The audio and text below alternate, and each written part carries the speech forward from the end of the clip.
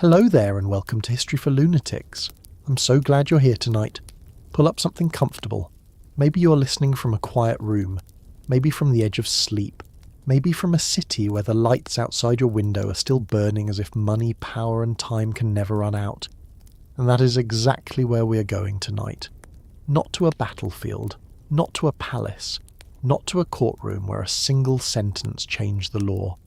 We're going to New York City in 1975, to the sidewalks, the subway platforms, the crowded municipal offices, the police precincts, the school corridors, the firehouses, the bond desks, and the mayor's office, where one of the largest cities in the world quietly discovered that it might not be able to pay its bills.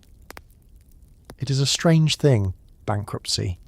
When it happens to a person, it can begin with an envelope, a missed payment, a phone call you do not want to answer.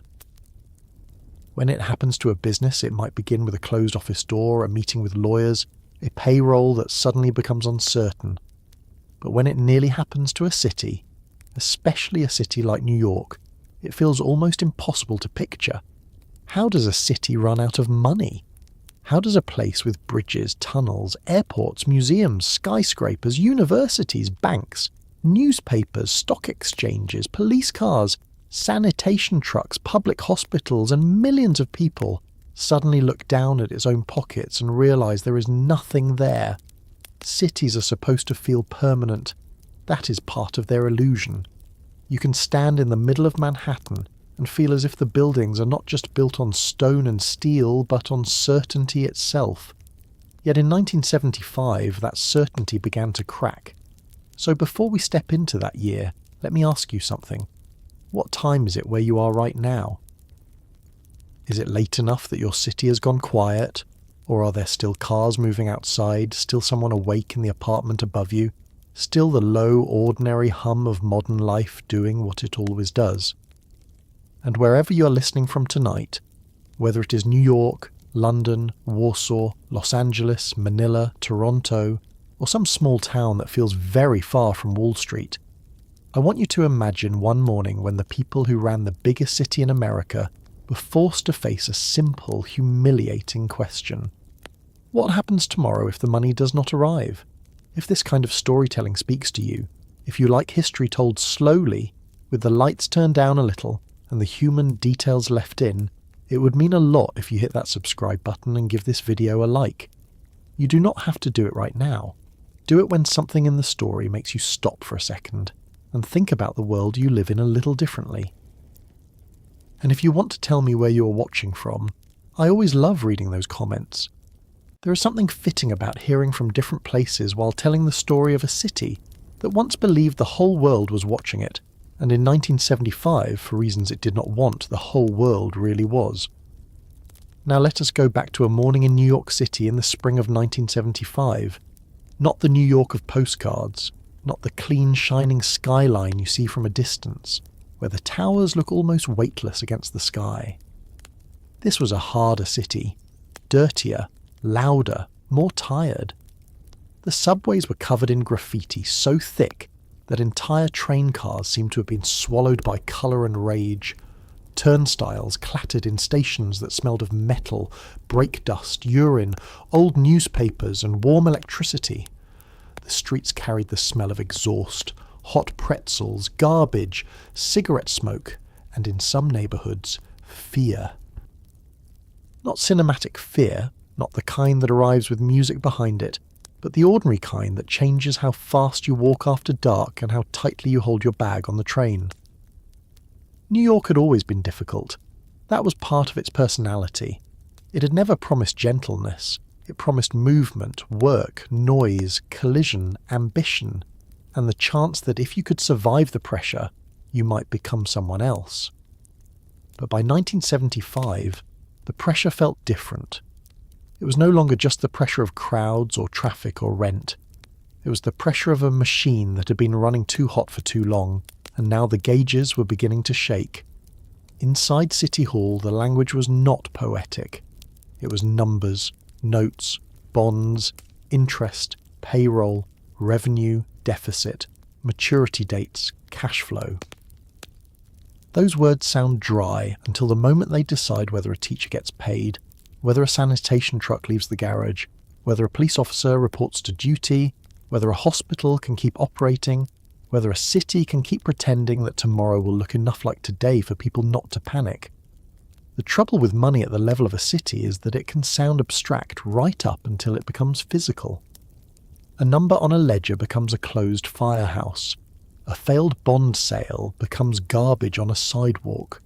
A missing payment becomes a rumour in a school hallway. A deficit becomes a mother wondering whether her child's classroom will still have a teacher next month.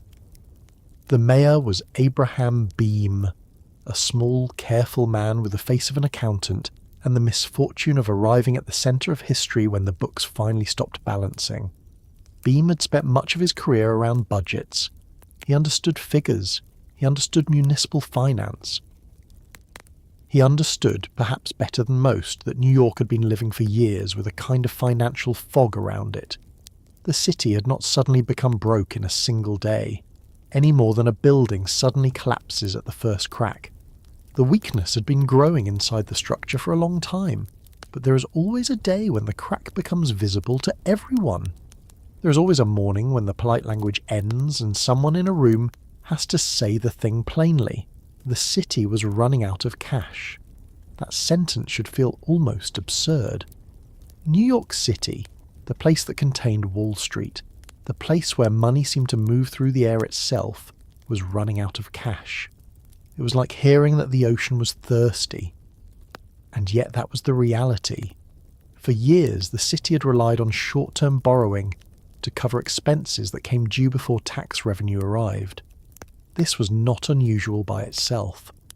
Many governments borrow short-term to manage the calendar of money. The problem was that New York had gone much further than that. It had used borrowing not merely as a bridge over temporary gaps, but as a way to keep walking while the ground underneath was disappearing. Debt had become habit. Gimmicks had become policy. Optimistic projections had become a kind of sleep aid for officials who did not want to wake up too quickly. By the early 1970s, the old city economy was weakening. Manufacturing jobs were leaving. Middle-class residents were moving out. The tax base was shrinking in places where expenses kept rising. The city had made promises to workers, to retirees, to neighbourhoods, to hospitals, to schools, to the poor, to the elderly, to the entire idea of itself as a place that would provide what people needed. Some of those promises were humane, some were politically convenient, some were badly financed, many were all three at once. And that is the uncomfortable thing about the New York fiscal crisis. It does not fit neatly into a simple story of villains and fools. There were mistakes, certainly. There was denial. There was political cowardice. There were accounting tricks that should have embarrassed people much sooner than they did. But there was also a city trying to be many things at once during a decade when the national economy was stumbling. Inflation was rising. Crime was terrifying residents. And the old industrial foundation of urban America was breaking apart. Still, intentions do not pay bills. That is one of the colder facts of history. So picture the morning more closely. In the financial district, men in suits moved through the canyons of lower Manhattan, carrying briefcases, newspapers folded under their arms, shoes clicking over pavement that had heard every kind of ambition. In banks and brokerage houses, people who had once treated New York City bonds as safe were now looking at them with a different expression. Municipal bonds were supposed to be boring. That was part of their charm. They were the kind of thing bought by institutions, trustees, cautious investors, people who did not want drama. But New York had turned boring paper into a source of alarm. The city needed to borrow again, as it had borrowed before, rolling over its short-term debt, asking the market to trust that the next note would be paid by the note after that, and the note after that, and the note after that. For a while, this worked, because large banks kept buying and underwriting the city's securities. They did not do this out of charity. They did it because New York was New York, because the fees were real, because everyone assumed that a city this important could not truly be allowed to fail. Then came the moment when that assumption began to die. The bank started to step back. Not all at once in a theatrical stampede, but with the cold caution of institutions that can smell danger before they admit it publicly. They looked at the city's books, looked at the size of the short-term debt, looked at the budget gaps, looked at the political resistance to cuts and taxes, and began to decide that maybe New York City was no longer a safe borrower. This is what made the spring of 1975 so terrifying inside the rooms where the real crisis was unfolding. A city does not need every creditor to abandon it in order to be in trouble. It only needs enough of them to hesitate at the wrong moment. Confidence is the oxygen of borrowing. When confidence leaves, even briefly, the room changes. There is something almost cruel about the way financial panic works. It can be completely invisible to the person buying a newspaper on the corner, or waiting for the M15 bus, or opening a shop gate in Queens. The sun comes up. The traffic moves. A deli man stacks rolls behind the counter. A woman hurries her child towards school. A subway conductor leans into the microphone and announces a station name through static. Everything looks normal because the streets have not yet been told what the ledgers know. But somewhere downtown a banker declines. Somewhere in City Hall a phone call ends badly. Somewhere in Albany a governor is warned that the city may not make it. Somewhere in Washington officials begin to ask whether New York is a local problem, a state problem, or a national one. And while ordinary life continues above ground, the financial floor beneath it shifts. The public did not yet understand the full danger. How could they? Fiscal crisis is not like a blackout, where the room goes dark and everyone knows at the same second that something has happened. It is not like a blizzard, visible in the air. It arrives as rumour, then headline, then argument, then cutback, then layoff notice, then anger. In the beginning, it can sound like something for experts. It can sound like men arguing over figures in a language designed to keep ordinary people outside the conversation. But soon enough, the expert language would enter kitchens and union halls and subway platforms. People would learn words they had never wanted to learn. Default, moratorium, austerity, control board, bond market, refinancing. They would learn that a city's budget was not a distant document. It was the invisible wiring inside the walls of daily life. Mayor Beam tried to reassure people. Mayors almost always do in moments like this. Reassurance is part of the uniform. You cannot stand in front of cameras and say, with full honesty, that the largest city in the country may be days or weeks from not meeting its obligations, because panic itself becomes another expense. Yet even reassurance had begun to sound thin. New York needed money, and everyone who might provide it wanted something in return. The banks wanted discipline. The state wanted control. The federal government wanted proof that New York was not asking the rest of the country to pay for its bad habits. Municipal unions wanted to protect jobs, wages, pensions, and dignity. Residents wanted services. Taxpayers wanted relief. The poor wanted survival. The middle class wanted safety. Businesses wanted stability. Everyone wanted something reasonable, and together these reasonable wants had become impossible to satisfy at the same time. This is where the story becomes deeply human, because behind the word city were millions of private mornings. A firefighter tying his boots and hearing rumours that stations might close. A teacher standing before a classroom of restless children while wondering if layoffs were coming. A sanitation worker starting a route in a neighbourhood, already angry about dirty streets. A nurse in a public hospital watching supplies and staffing with the alertness of someone who knows cuts and never just numbers. A clerk in a municipal office sorting paperwork under fluorescent lights, aware that the people making decisions about the city's future might see her job as one line in a budget. A retired worker reading the paper and wondering if a pension promised long ago was still as solid as it had sounded when he first earned it. And then there were the residents who did not work for the city but depended on it every day. The elderly woman waiting for a bus. the child whose school lunch mattered, the tenant calling about heat, the shop owner sweeping glass from the sidewalk after another break-in, the family in the Bronx watching their neighbourhood lose buildings to abandonment and fire, the young couple wondering whether it was time to leave, the immigrant who had arrived believing New York was hard but full of possibility, and now found that even possibility had a budget. To understand the fear of 1975, you have to understand what New York meant to the country then. It was not only a city. It was a symbol other Americans loved, resented, mocked, feared, and depended on. It was the place of the stock exchange, publishing houses, television networks, fashion, theatre, finance, immigration, argument, art, crime, glamour, poverty, arrogance, and exhaustion. People far from New York often saw it as too big, too loud, too demanding, too liberal, too dirty, too sure of its own importance. Some watched its troubles with a certain cold satisfaction, as if the city had finally been punished for acting like the centre of the universe.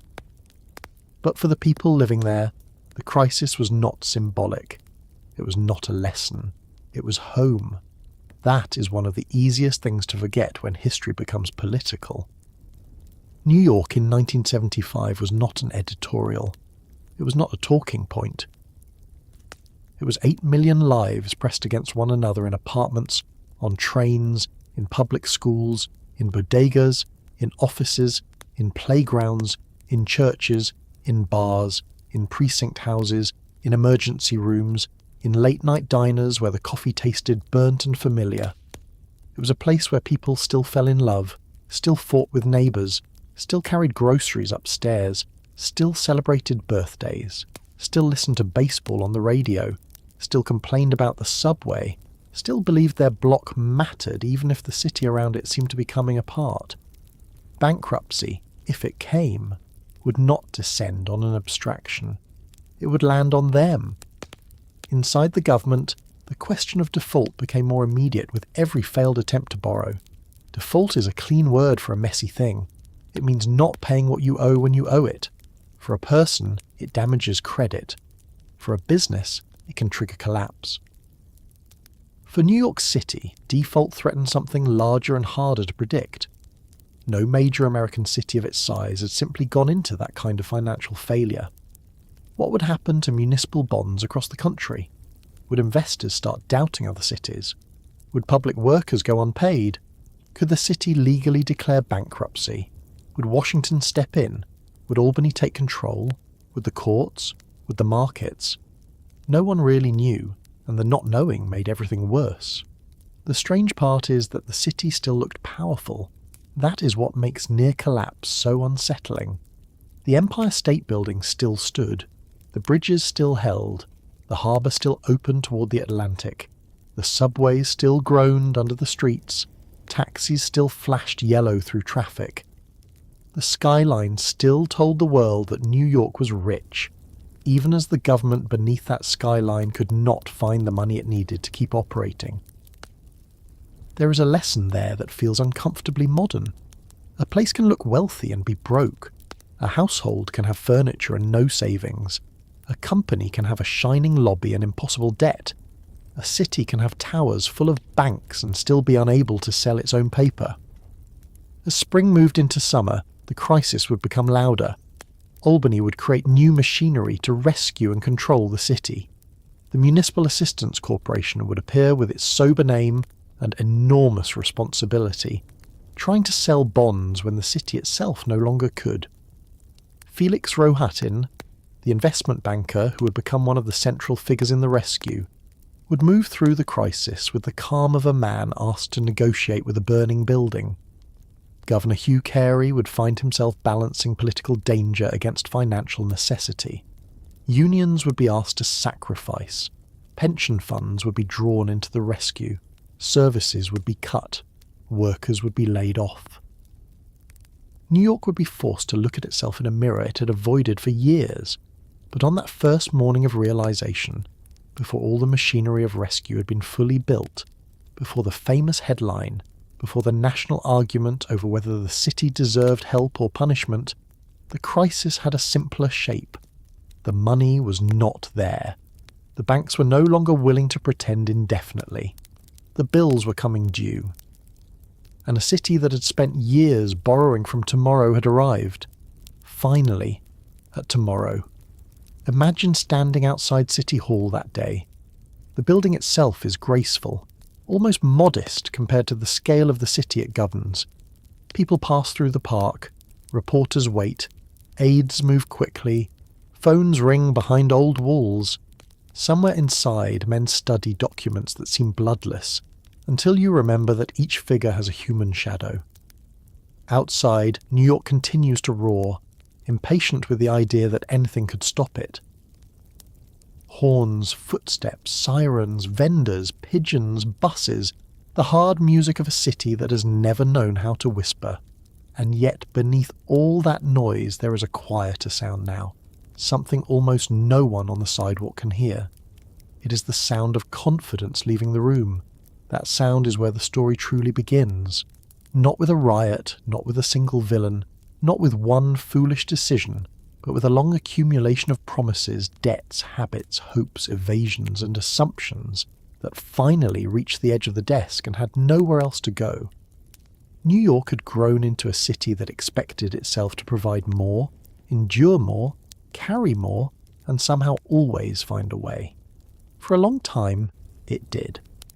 Then came 1975, and the question changed from how much the city could carry to whether it could keep standing at all. To understand why that morning arrived, we have to step backward into the years before the panic, into the post-war city, the expanding payrolls, the shrinking tax base, the old neighbourhoods changing, the factories closing, the people leaving, and the promises that sounded manageable until the bill came due. To understand why New York reached that morning in 1975, you have to go back to a city that had spent decades acting as if size itself was a form of protection.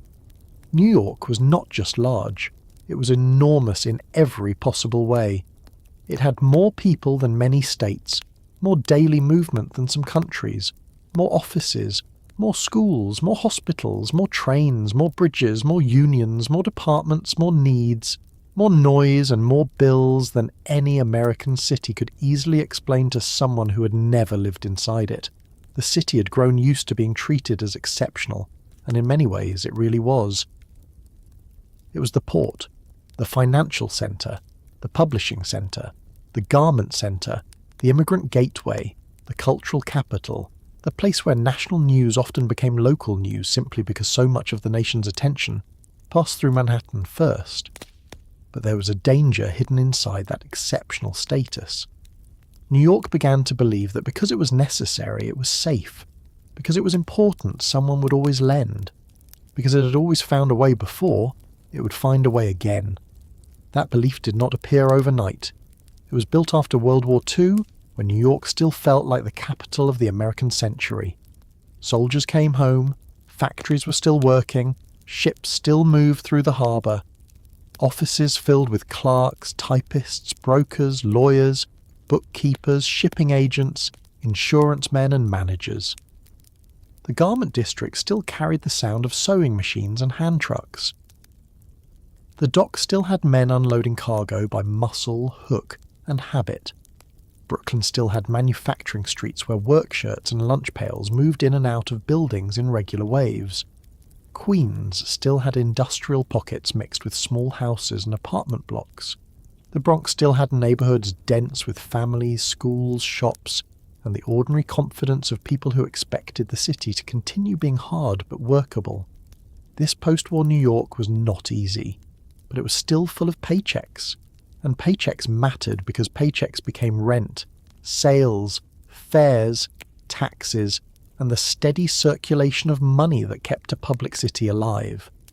A city can look like stone and steel from the outside, but from the inside it runs on repeated payments. Someone pays property tax, someone pays income tax, someone pays sales tax, someone buys a subway token, someone opens a shop and hires workers, someone builds a building and pays fees. Someone takes a job and stays long enough to raise children there. When those actions happen millions of times, a city can pay teachers, pave roads, run libraries, collect garbage, maintain parks, staff hospitals, put police officers on corners, keep fire engines ready, and make 1,000 other promises that residents stop noticing until one of them fails. New York made many promises. Some were old promises, built into the idea of a modern city. Clean water, public schools, transit, sanitation, fire protection, police protection, parks, courts, hospitals, roads, and bridges. Some were newer promises shaped by the politics of the mid-20th century. The city expanded social services, public employment, higher education, housing programs, healthcare, welfare administration, and protections for workers. It became a place where government was not small or distant. Government was everywhere, because need was everywhere. New York had millions of residents living close together, including large numbers of poor residents, elderly residents, immigrants, children, and working-class families whose lives depended on public systems functioning at least well enough to hold the day together. It is easy to talk about these expenses as if they were simply reckless. That is too simple. A public hospital in a poor neighbourhood is not an accounting trick. A school teacher in Queens is not a luxury item. A firehouse in the Bronx is not a political slogan. A sanitation crew in Brooklyn is not some abstract burden.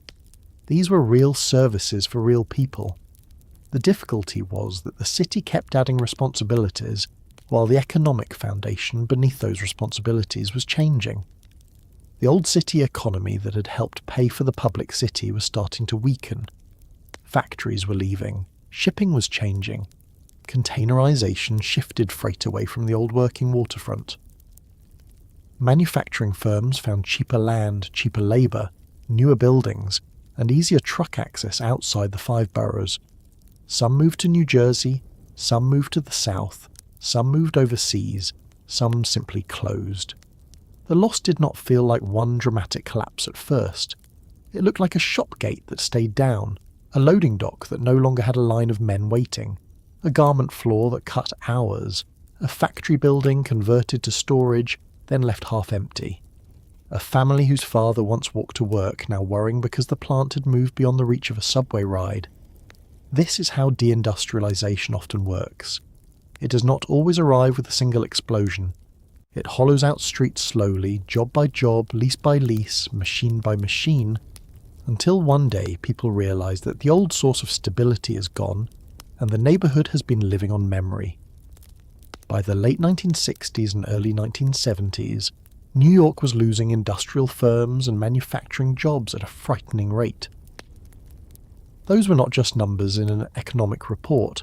They were men and women who had once paid taxes, bought groceries, sent children to local schools, joined unions, used local banks, and spent their wages in local stores. A manufacturing job did not make everyone rich, but it could hold a household in place. It could make rent possible. It could support a block. It could give a young person who was not headed to college a reason to believe adulthood had a path. When those jobs vanished, the city lost more than income. It lost a way of keeping working families attached to it. At the same time, the middle class was moving outward. This was not only a New York story. Across post-war America, highways, federal mortgage policy, suburban home building, school anxieties, racial tensions, crime fears, and the desire for more space pulled millions of people out of central cities. In New York, the pull was strong. A family that had once lived in Brooklyn or Queens might move to Nassau County, Westchester, New Jersey, or Connecticut. They might still work in the city, still depend on its economy, still call themselves New Yorkers in conversation, but their property taxes now went somewhere else. Their daily shopping might happen somewhere else. Their children's school taxes supported another district. Their departure left behind apartments, but it also left behind a thinner tax base. This is one of the cruel facts of urban finance. A city's needs do not shrink at the same speed as its wealth. If a middle-class family leaves, the school building is still there. The subway line still has to run. The fire department still has to answer calls. The pension obligation still exists. The hospital still has patients. The sanitation route still has garbage. The streets still crack in winter, the bridges still rust, the debt still comes due. In some neighbourhoods, the people who remained needed more help, not less, because job loss, poverty, ageing housing, crime and abandonment made public services more necessary at the exact moment the city had less money to pay for them. Think about that from the viewpoint of someone inside City Hall. The city is losing some of the people and businesses that help pay the bills. At the same time, the cost of almost everything is rising. Wages rise, health costs rise, construction costs rise, welfare costs rise, interest payments rise. Inflation eats through budgets. Contracts negotiated in better times become heavy in worse times. Public employees expect the city to honour agreements. Residents expect the city to collect garbage and keep schools open. Elected officials expect to survive the next election. Every cut has a face. Every tax increase has an enemy. Every delay has a consequence. So the temptation appears quietly, almost reasonably at first. Borrow. Use short-term notes. Shift money from one account to another. Sell bonds. Push the problem into the next fiscal year. Tell yourself the economy will improve. Tell yourself the city is too important for the market to abandon. Tell yourself tomorrow will be easier. New York did not invent borrowing. Cities borrow for legitimate reasons all the time. They borrow to build bridges, tunnels, schools, sewers, water systems, and other long-term assets that future residents will use. That kind of borrowing can make sense. The problem comes when borrowing stops being a tool for building and starts becoming a tool for breathing. New York increasingly used debt to cover operating costs, the ordinary expenses of keeping government running.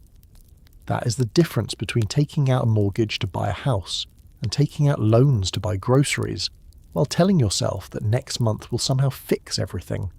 It can work for a while. It can even look clever for a while.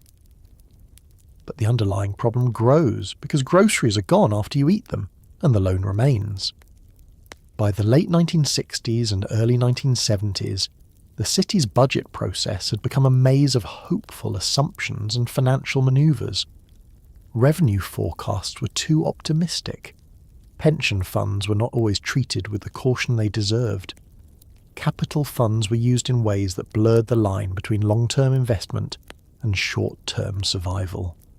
Short-term notes piled up and had to be rolled over again and again. The city was not simply spending money it did not have.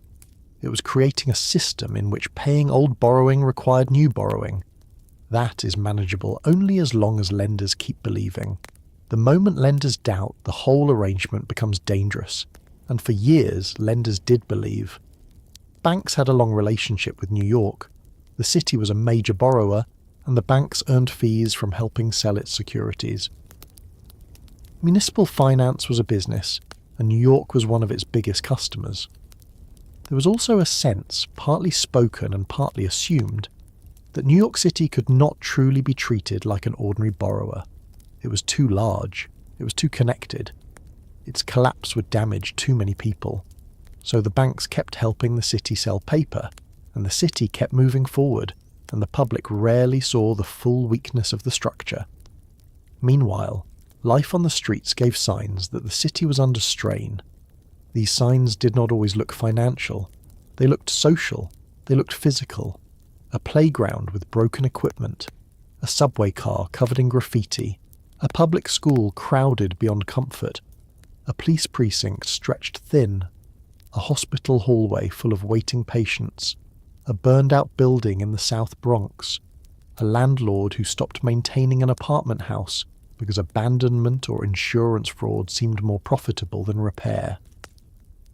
A block where residents no longer trusted that anyone in authority would arrive quickly if called. These were not separate from the fiscal story. They were part of it. The city's budget is not only a spreadsheet, it is the condition of its streets. The South Bronx became one of the clearest symbols of the city's distress. Fires, abandonment, poverty, and neglect turned whole blocks into landscapes that looked, to outsiders, almost unbelievable. Buildings stood with windows empty, rubble-filled lots where homes had been. Children walked past ruins on the way to school. Firefighters answered call after call in neighbourhoods where the loss of buildings became so common that destruction began to feel ordinary. But the Bronx was not simply a symbol. It was a place where families were trying to live. The same city that could not balance its books also had to decide how many fire companies could be staffed, how many inspectors could work, how many housing programs could be funded, how many families could be helped before the next building went bad. Crime added another pressure. New York's crime rates rose sharply through this era, and fear changed daily life. Fear is expensive even when it does not appear in the budget. It pushes residents to leave. It makes businesses cautious. It lowers confidence. It makes tourists hesitate. It changes how people talk about a city. A place known for danger has to spend more to reassure people, while losing some of the people who might have helped pay for that reassurance. Police protection becomes more urgent, but police payrolls are costly. Courts become crowded. Jails become strained. Public anger rises. Politicians promise action. The budget gets tighter. Public labour was another central part of the story. New York had a large municipal workforce, and those workers were not faceless. They were teachers, firefighters, police officers, sanitation workers, clerks, nurses, transit workers, corrections officers, social workers, and thousands of others whose jobs made the city function. They had unions, they had contracts, they had political power, they had families of their own. Many had accepted public employment because it offered stability more than wealth. When critics later talked about the city being crushed by labour costs, it could sound as if workers had somehow stolen the city's future. The reality was more complicated. Public workers had negotiated for wages, benefits and pensions in a city that asked them to do difficult work under difficult conditions. The promises made to them were real promises, but once made, those promises became fixed costs, and fixed costs are unforgiving when revenue falls. That is why New York's size became a trap. A smaller city might cut a program and anger one group. New York cut anything and angered thousands. Close a firehouse, and a neighbourhood feared death. Lay off teachers, and parents feared chaos. Reduce sanitation, and garbage became visible within days. Raise subway fares, and millions felt it immediately. Cut hospitals, and the poor suffered first. Raise taxes, and more businesses considered leaving. Hold taxes steady, and the deficit widened. Borrow, and lenders grew nervous. Refuse to borrow, and payroll came into question. Every path seemed to lead into another wall. Mayor John Lindsay, who governed before Beam, had tried to manage a city in the middle of these pressures. Lindsay was young, polished, ambitious, and closely associated with a liberal vision of urban government. He took office in 1966, during a period of national optimism about government's ability to solve social problems, but he quickly found that New York was harder to govern than campaign speeches had suggested.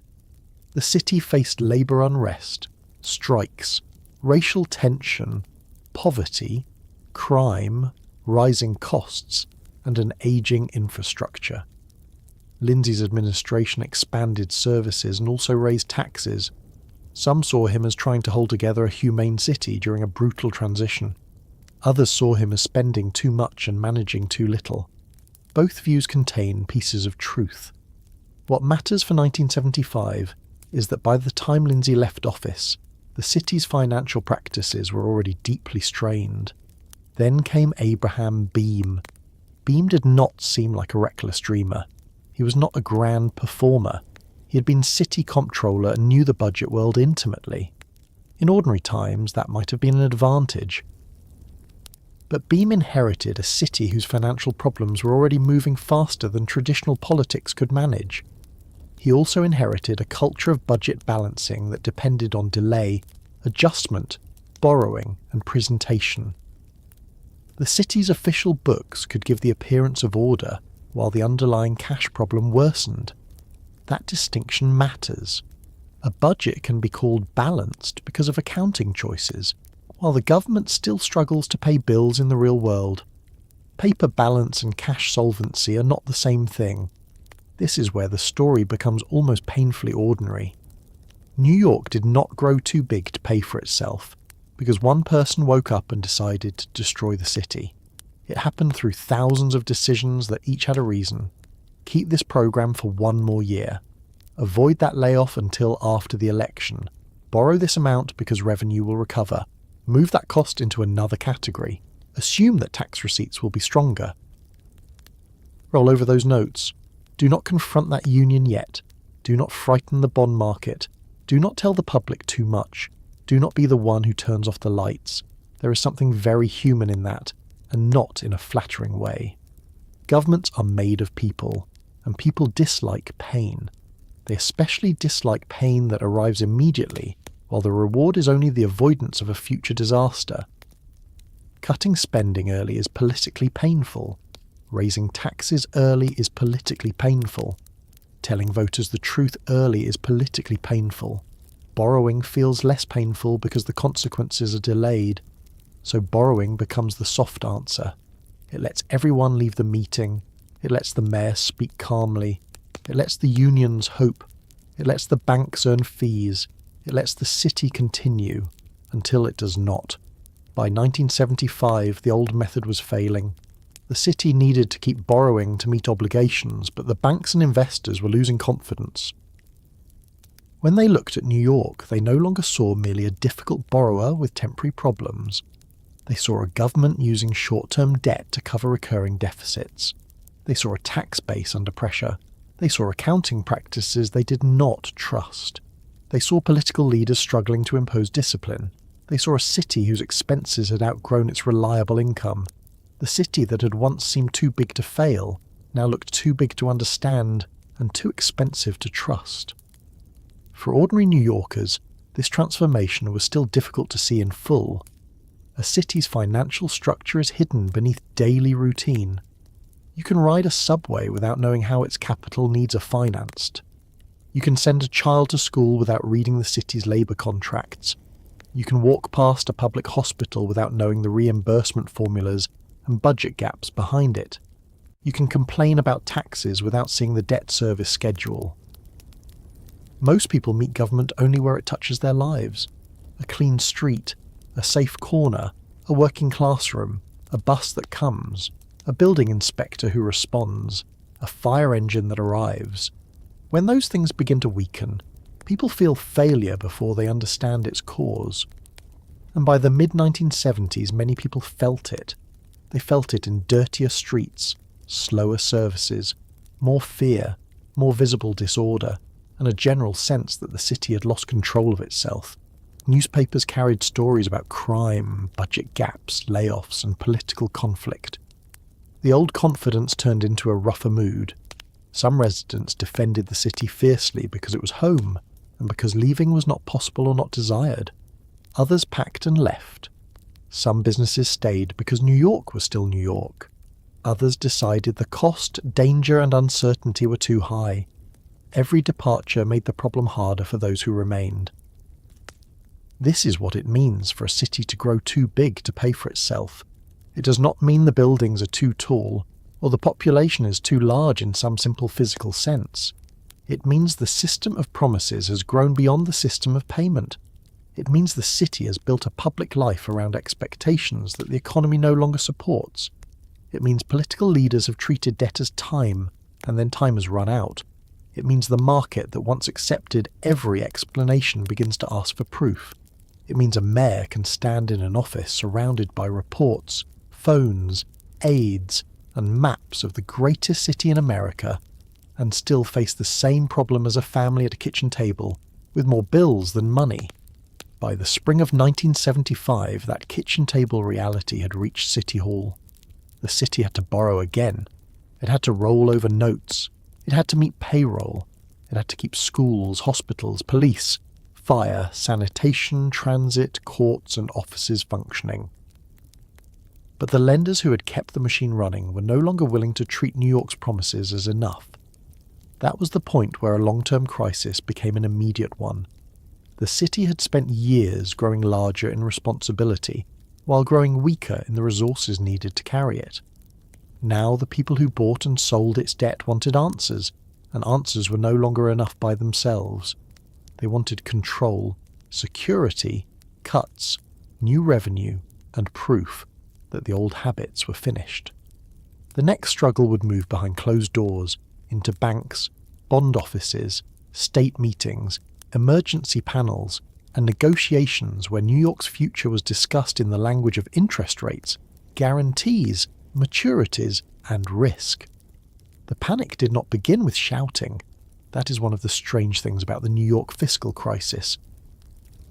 For all the noise the city could make, for all the horns and sirens and subway brakes and men arguing on sidewalks with coffee cups in their hands, the financial panic itself began in quiet rooms. It began with bankers studying numbers. It began with lawyers reading bond documents. It began with state officials asking questions that city officials did not want to answer plainly. It began with phone calls that ended too quickly, and meetings where everyone understood the meaning of a pause. There was no smoke in the sky. There was no broken window, no crowd rushing through the streets, no single bell that announced to ordinary New Yorkers that the system beneath them was failing. A city could be in danger before the city knew how to feel endangered. To understand those rooms, you have to understand the paper at the centre of the crisis. Bonds and notes do not look frightening.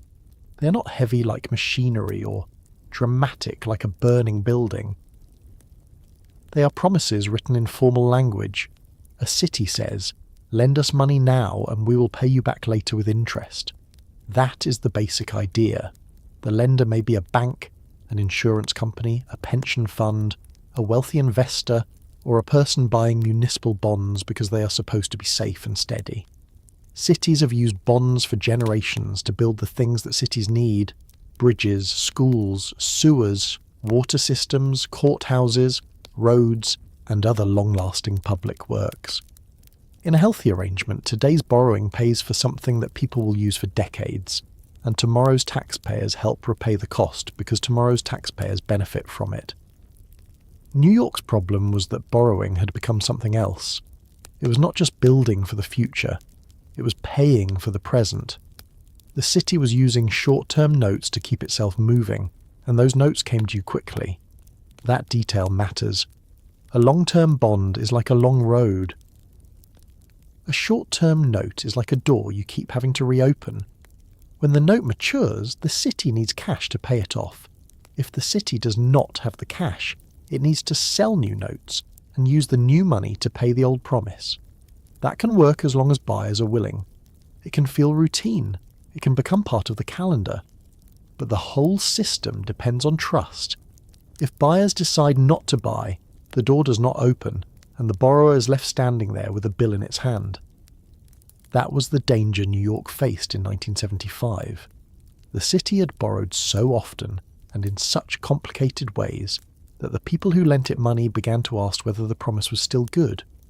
Not whether New York was famous, not whether New York mattered, not whether New York had tall buildings or powerful newspapers or a harbour full of history. The bond market did not care about romance when the numbers stopped making sense. It wanted repayment. It wanted credible books. It wanted a budget that could be believed. It wanted officials who could prove the city was no longer covering old borrowing with new borrowing and calling it balance. Inside the banks, the mood changed before it changed publicly. These were institutions that had long done business with New York City. The big banks knew the city well. Some of the men around those tables had spent their careers inside the world of municipal finance. They understood maturities, yields, underwriting, rollover risk, market confidence, and the delicate art of selling public debt to investors who wanted safety. They also understood reputation. A bank that helped sell weak city paper to clients could suffer if the paper failed.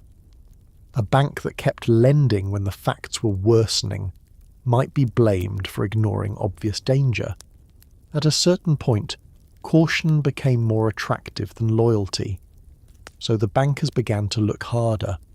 They examined the city's revenue estimates. They questioned the budget practices.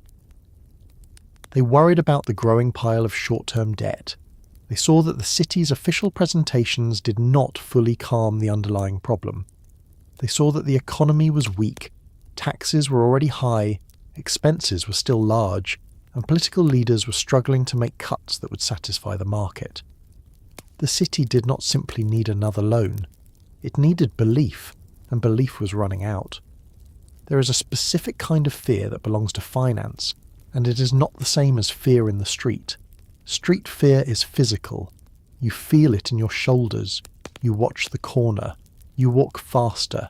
Financial fear is colder.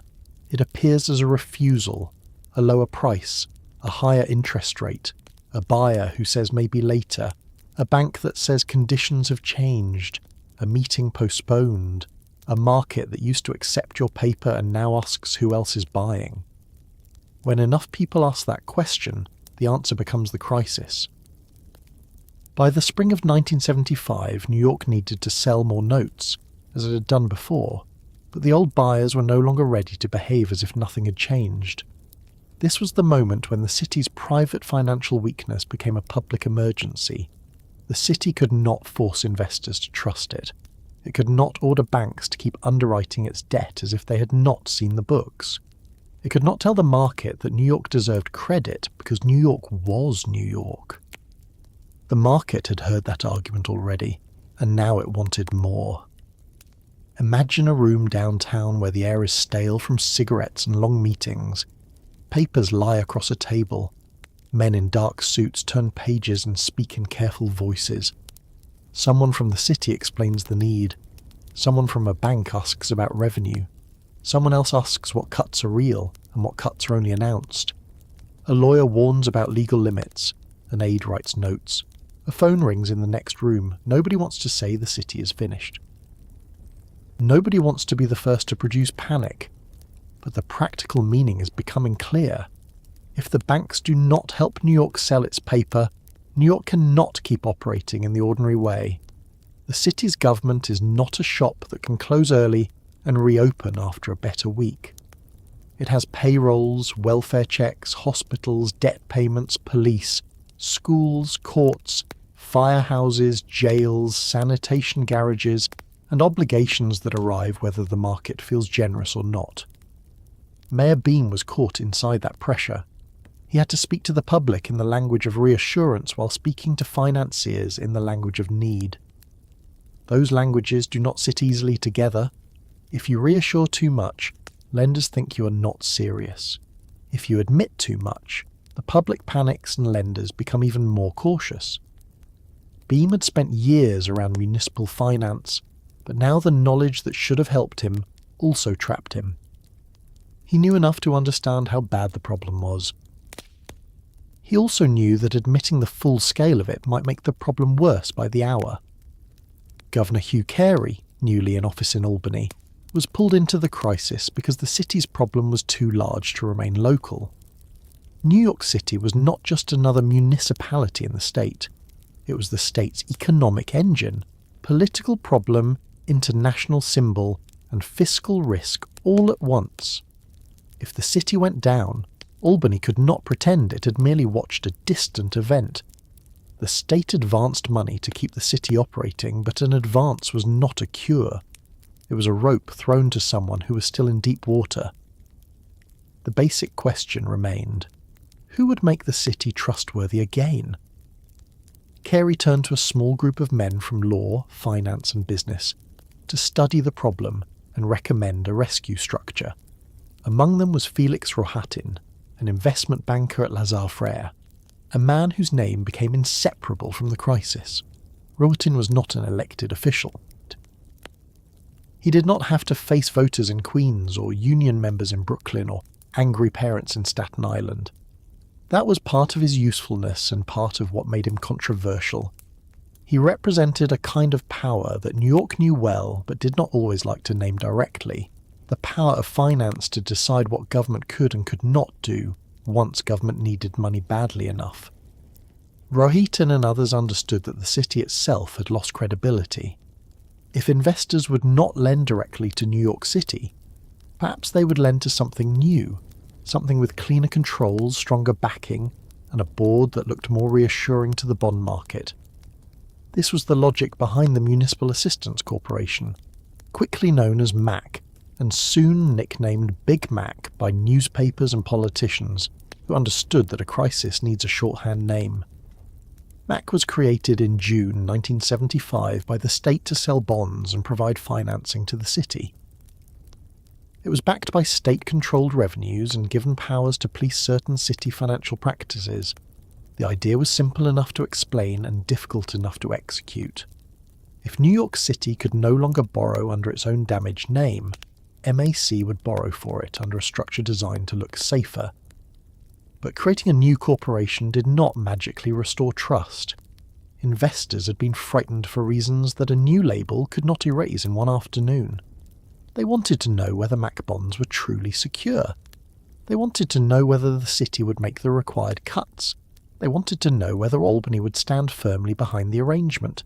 They wanted to know whether unions would cooperate, whether pension funds would help, whether taxpayers would accept more burdens, whether the federal government would step in if needed, and whether New York's leaders had finally stopped hiding from arithmetic. In finance, trust returns slowly. It can leave a room in minutes and take years to come back. The first efforts to sell Mac bonds showed just how deep the mistrust had become. The investing public was not eager. That phrase sounds polite, almost mild, but behind it was a terrifying reality. New York had built a rescue vessel, and the market was still not convinced it would float. The city needed cash urgently, and the new mechanism designed to provide cash was itself fighting suspicion. It was like building a bridge while people were still deciding whether the ground on either side was solid. Behind closed doors, officials worked through solutions that would have sounded almost impossible only months earlier.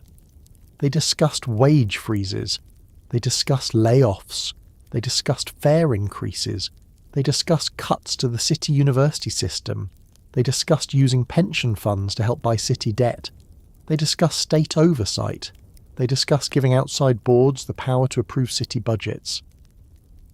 Each proposal had numbers attached, but each number also had a human consequence.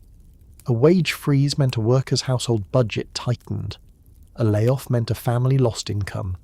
A fare increase meant millions of riders paid more every week. Tuition at a public university meant students who had expected free access now faced a new barrier. A cut in sanitation or fire protection or policing meant changes people could feel on their own block. This is one reason the bond rooms and the city streets were never truly separate. A banker might ask for discipline. A governor might demand controls. A mayor might announce savings. But discipline did not remain inside a spreadsheet. It travelled outward. It became a larger class size. It became a delayed repair. It became a closing library branch. It became a dirtier platform. It became a worker sent home with a layoff notice. The market wanted proof that New York could live within its means. The proof would be extracted from daily life.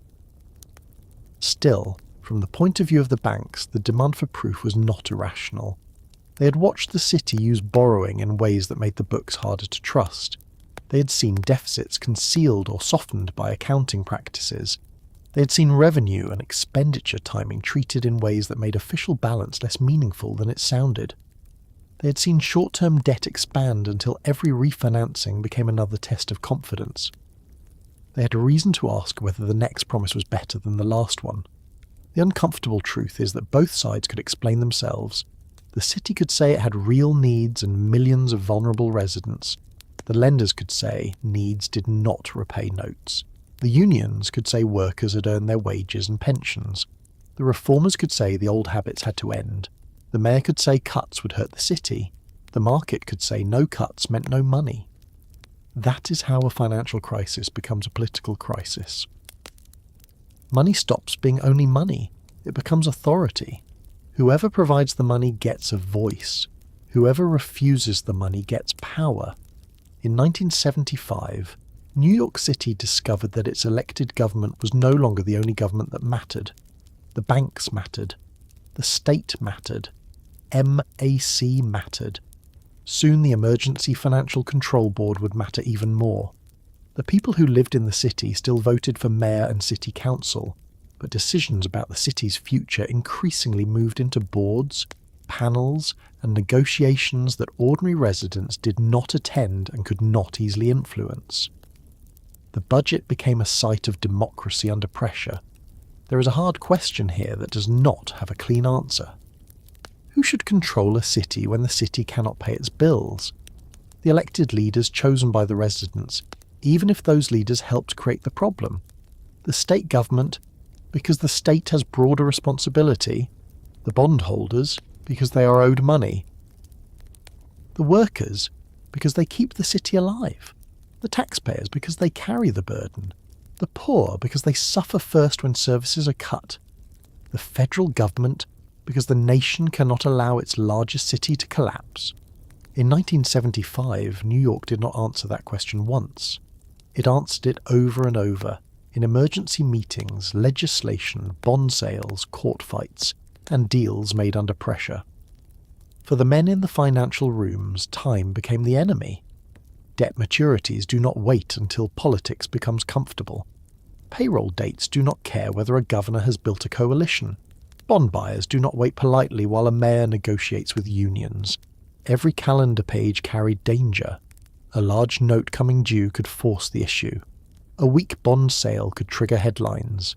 A rumour could raise borrowing costs. A failed negotiation could send everyone back to the edge. This is what made the panic quiet but relentless. It was not one moment of fear. It was a schedule of fear. Outside those rooms, New Yorkers heard fragments. They heard that the city was broke. They heard that the banks had refused to help. They heard that Albany was taking charge. They heard that layoffs were coming. They heard that the city might default. They heard that Washington did not want to bail out New York. They heard that unions might use pension funds to rescue the city. They heard that the subway fare might rise. They heard that services would be cut. The technical language came through the newspaper and television, but what most people understood was simpler. Something had gone wrong above them, and now the people below would pay. Yet it would be too easy to describe the bankers only as cold figures sitting safely above the city. Many of them had deep ties to New York. Their institutions were based there. Their employees lived there. Their offices depended on the city's stability. Wall Street could not enjoy the collapse of its own streets. But finance has a way of separating attachment from judgment. A banker might love New York and still refuse its notes.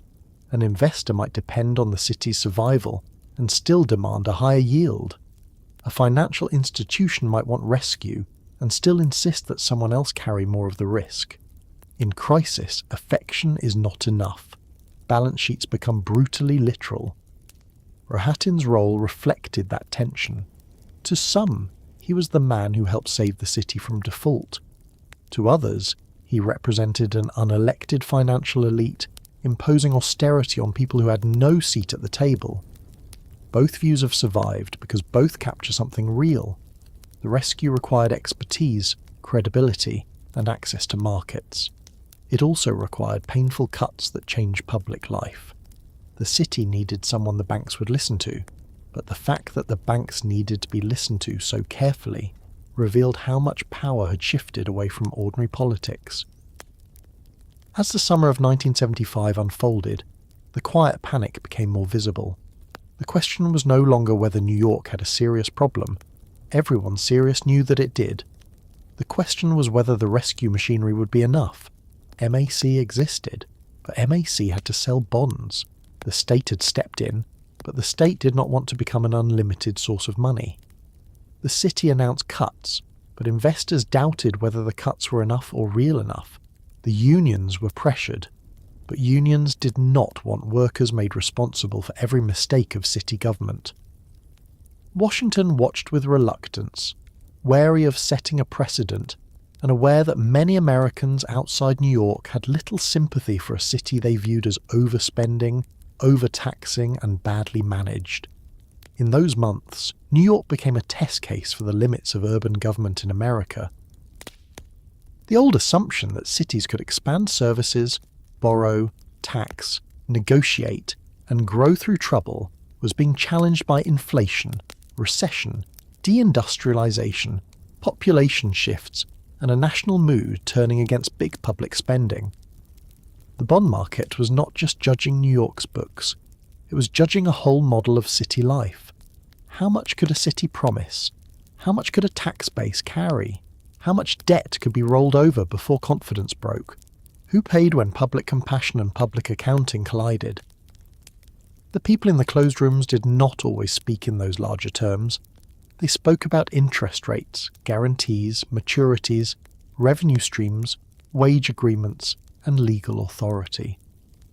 But the larger meaning sat behind every conversation. New York had become a place where the future of urban America was being argued through finance, not in speeches first, but in transactions. Not through slogans first, but through whether buyers would accept the next bond issue, and still the city moved. This is worth remembering.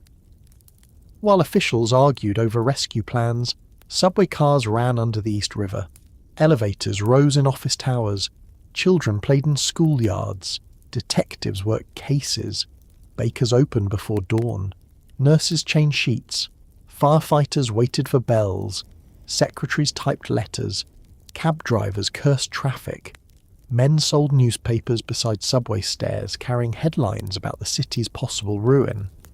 Daily life continued because daily life usually does, even when the system behind it is close to breaking. Most people cannot stop because the bond market is nervous. Rent is still due. Children still need breakfast. Someone still has to get to work. That contrast is the core of this part of the story. Behind closed doors, New York was being measured as a credit risk.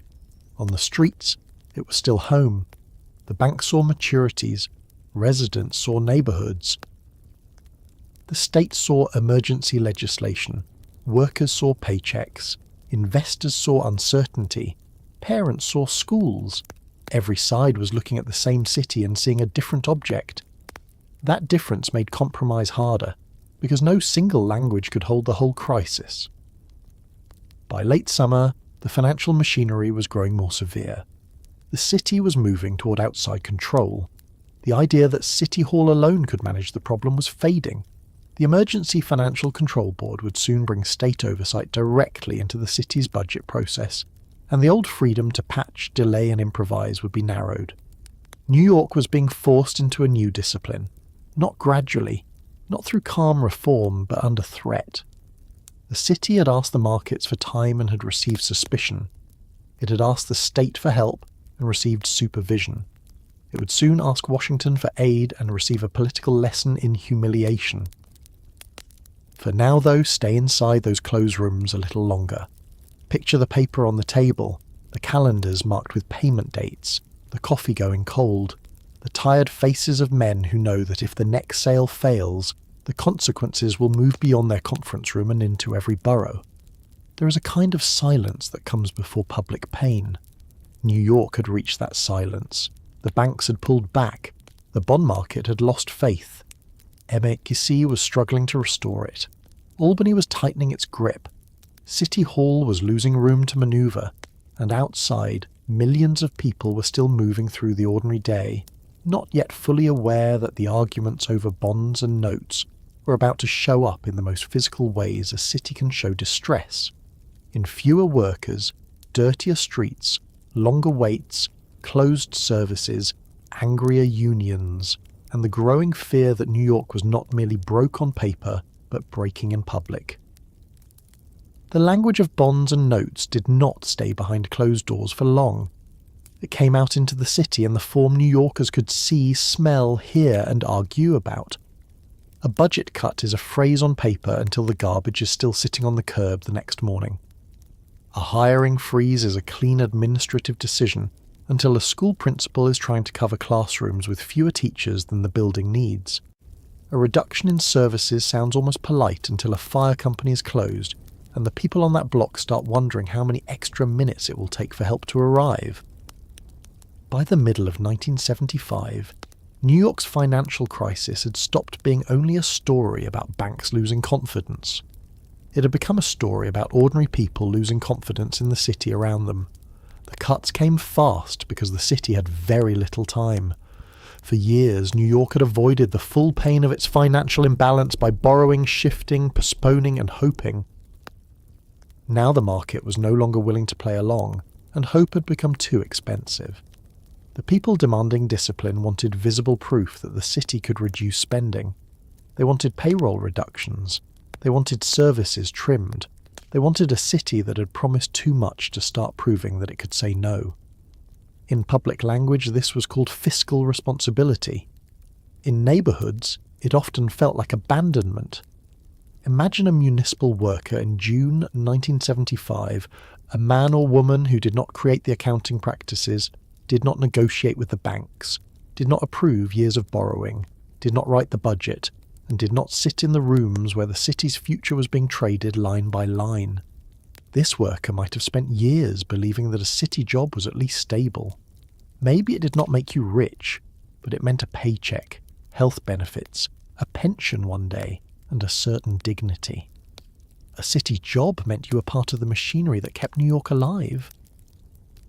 You drove the truck, answered the phone, taught the class, cleaned the station, filed the form, repaired the street, staffed the hospital desk, walked the patrol, carried the hose, collected the trash.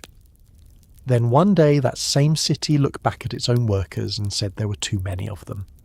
Layoffs are sometimes discussed in history as numbers, because numbers are easier to handle than lives. Thousands laid off, hundreds cut here, a department reduced there. But every layoff landed somewhere specific. It landed at a kitchen table where someone had to explain that the job was gone. It landed in an apartment where rent had not become any cheaper just because the city was broke.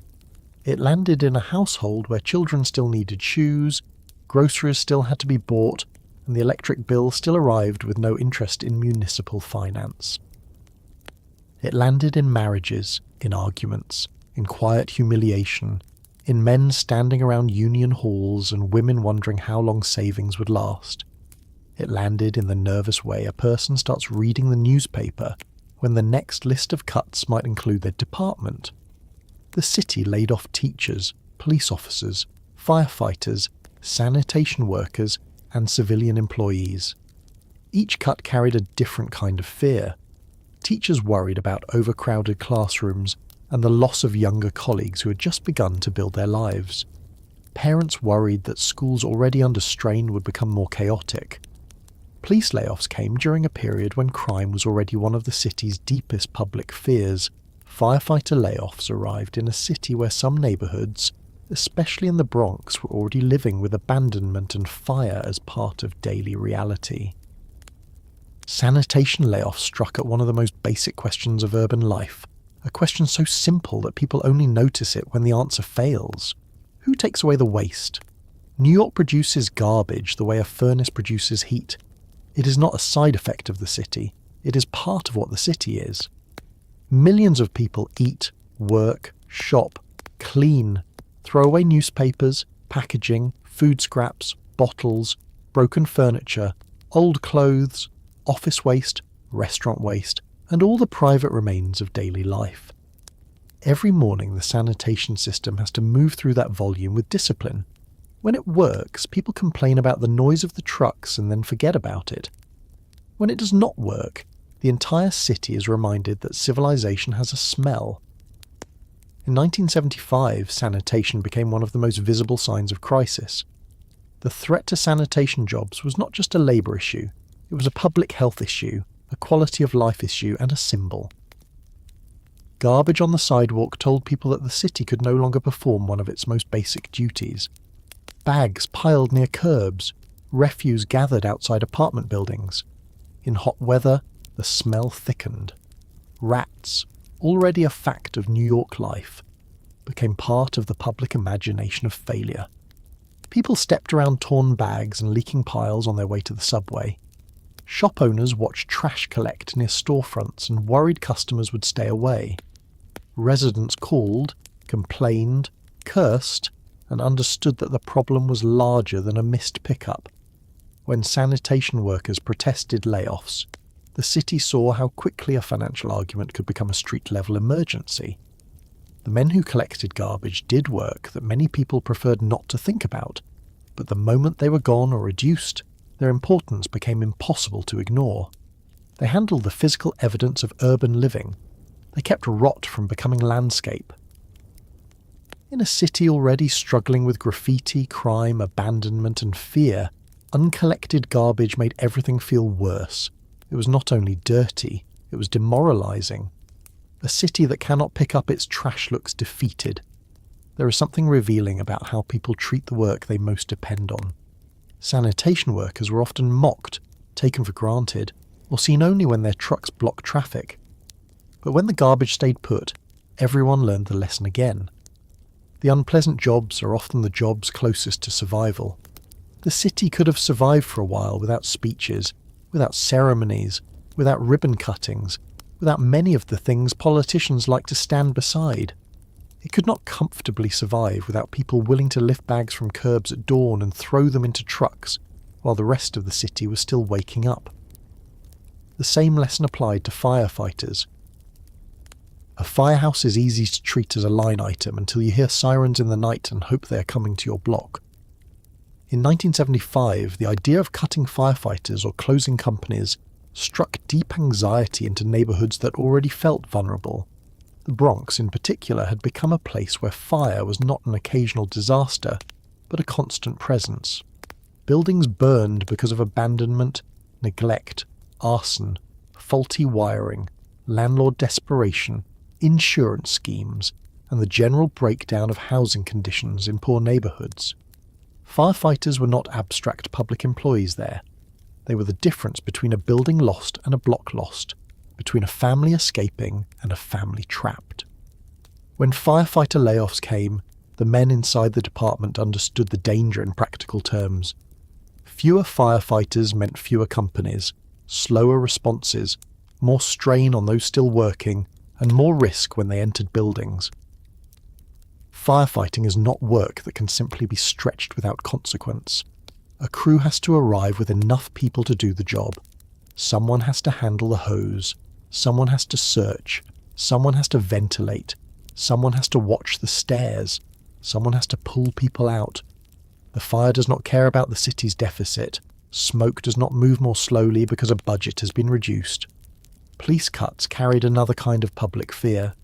New York in the mid-1970s was already dealing with high crime and a reputation for danger that shaped how residents and outsiders saw the city. People talked about muggings, burglaries, subway crime, and street violence, with a familiarity that became part of daily conversation. Some of the fear was heightened by media coverage, some by rumour, and much of it by real experience. When police officers were laid off, residents who already felt unsafe had reason to feel that the city was retreating. Police unions used that fear directly. They warned tourists and residents about the dangers of a city with fewer officers, and those warnings were not subtle. They were meant to pressure officials by showing what austerity could mean in the streets. This was the period of the famous Fear City message, distributed by police and other uniformed unions during the crisis. It warned visitors in grim language about crime and reduced services. To city officials, it was damaging and irresponsible, a public relations attack on a city already fighting for survival. To the unions, it was a weapon born of desperation, a way to show that layoffs were not simply a matter of trimming government fat. Whether one saw it as exaggeration or warning, it captured the mood of the time. New York had become a place where fear itself was part of the negotiation. The city's image was now a bargaining chip. Schools absorbed the crisis in quieter but no less serious ways. The public school system served hundreds of thousands of children, many from families with few alternatives. When teachers were laid off and budgets cut, the effects did not always make dramatic photographs, but they shaped daily life. Larger classes, fewer programs, less attention for children who needed more help, strained principals, younger teachers sent away. Parents worried that the schools were becoming another part of the city that could not be trusted to hold. A school is supposed to be a promise of continuity. In 1975, even that promise felt less secure. City University, long a point of pride because of its tuition-free tradition, also became a battlefield. For generations, free public higher education in New York had allowed working-class and immigrant families to imagine a different future for their children. It was one of the city's strongest statements about what public life could do. During the fiscal crisis, that tradition came under pressure. Tuition was no longer an abstract policy debate. It meant that the door to advancement might become heavier for the very students who depended on it being open. In a city built by immigrants and workers, that cut reached into the story New York told about itself. Public hospitals, welfare offices, and social services faced their own pressures. These were the parts of government that many middle-class critics were quickest to attack, and many poor residents could least afford to lose. A hospital delay does not feel like austerity when you're the person waiting. A welfare office with fewer workers does not feel like reform when you need help buying food. A cut to social services might satisfy a financial table while making a family's life more precarious. The fiscal crisis turned vulnerable people into budget categories, and budget categories are rarely gentle. There was anger everywhere, but it was not all pointed in the same direction. Some New Yorkers blamed the mayor. Some blamed the banks. Some blamed the unions. Some blamed welfare spending. Some blamed the middle class for leaving. Some blamed Albany. Some blamed Washington. Some blamed years of liberal government. Some blamed racism and disinvestment. Some blamed public workers. Some blamed the poor. Some blamed everyone. Crises often create the fantasy that there must be a single guilty party. The truth was heavier. The city had been built by many decisions, and it was now being cut by many hands. For Mayor Beam, the human cost of the cuts was politically and personally brutal. He was not a distant governor looking at New York from Albany, or a federal official looking from Washington. He had to stand in the city and announce pain to people who could shout back. He had to face unions that felt betrayed, residents who felt abandoned, bankers who wanted more reductions, and state officials who believed City Hall could no longer be trusted to manage the problem alone. Every cut he made was called insufficient by one side and cruel by another. That is a lonely position for a mayor, though loneliness at the top does not soften the pain below. The layoffs also changed the emotional contract between New York and its workers. Public employment had often been one of the city's roads into the middle class, especially for working-class families, ethnic communities, and people who wanted stable work without leaving the city. A sanitation job, a clerical job, a teaching job, a police job, a fire department job, a hospital job, these could support families and neighbourhoods. When the city cut those jobs, it was not only reducing payroll, it was weakening one of the structures that kept many families tied to New York. A city already losing residents now gave some of its own workers reason to wonder whether loyalty had been foolish. In neighbourhoods, the crisis was felt as a general thinning. Fewer people to do the work, fewer services to answer complaints. Longer waits, more visible disorder, more resentment. A broken streetlight might stay broken longer. A vacant lot might stay filthy. A school might feel more crowded. A subway platform might feel more dangerous. A park might seem less maintained. Each small decline confirmed the larger fear that the city was coming apart. Not all at once, not everywhere equally, but enough that people began to adjust their expectations downward. That may be one of the most damaging things that can happen to a city. People stop expecting it to work. The physical condition of the city reinforced that feeling. Graffiti-covered trains became moving symbols of lost control. To some, the graffiti was art, protest, youth expression, or the language of ignored neighbourhoods. To many commuters, it was evidence that no one was in charge. Burned-out buildings in the Bronx and parts of Brooklyn told a similar story. Empty lots, shuttered factories, dirty streets, and struggling schools all fed the same conclusion. A financial crisis had merged with an urban crisis, and together they made New York feel older, rougher, and less certain of itself than it had in decades. Tourists heard the warnings, businesses heard them too. The city's reputation suffered at the exact moment it needed confidence most. This was another cruel loop. Fear made people leave or stay away. When people left or stayed away, revenue weakened. When revenue weakened, services were cut. When services were cut, fear grew. A city in decline can become trapped inside its own reputation, and New York in 1975 was fighting not only insolvency, but a national image of ungovernability. The rest of America watched with a mixture of concern, judgment, and sometimes open satisfaction. New York had long acted like the centre of everything. Now, many people outside the city looked at its troubles and said, in effect, maybe this is what it deserved. But inside the city, people still had to live. That is the part that can disappear when we talk about fiscal crisis in broad terms. A mother still had to get a child to school past piles of garbage. A transit worker still had to report to a station. A firefighter still had to enter a burning building with fewer colleagues. A teacher still had to hold the attention of a larger class. A shopkeeper still had to open the gate in the morning and hope customers came. An elderly man still had to walk to the pharmacy. A teenager still had to decide whether the city offered a future or only a warning. Life did not pause while officials negotiated.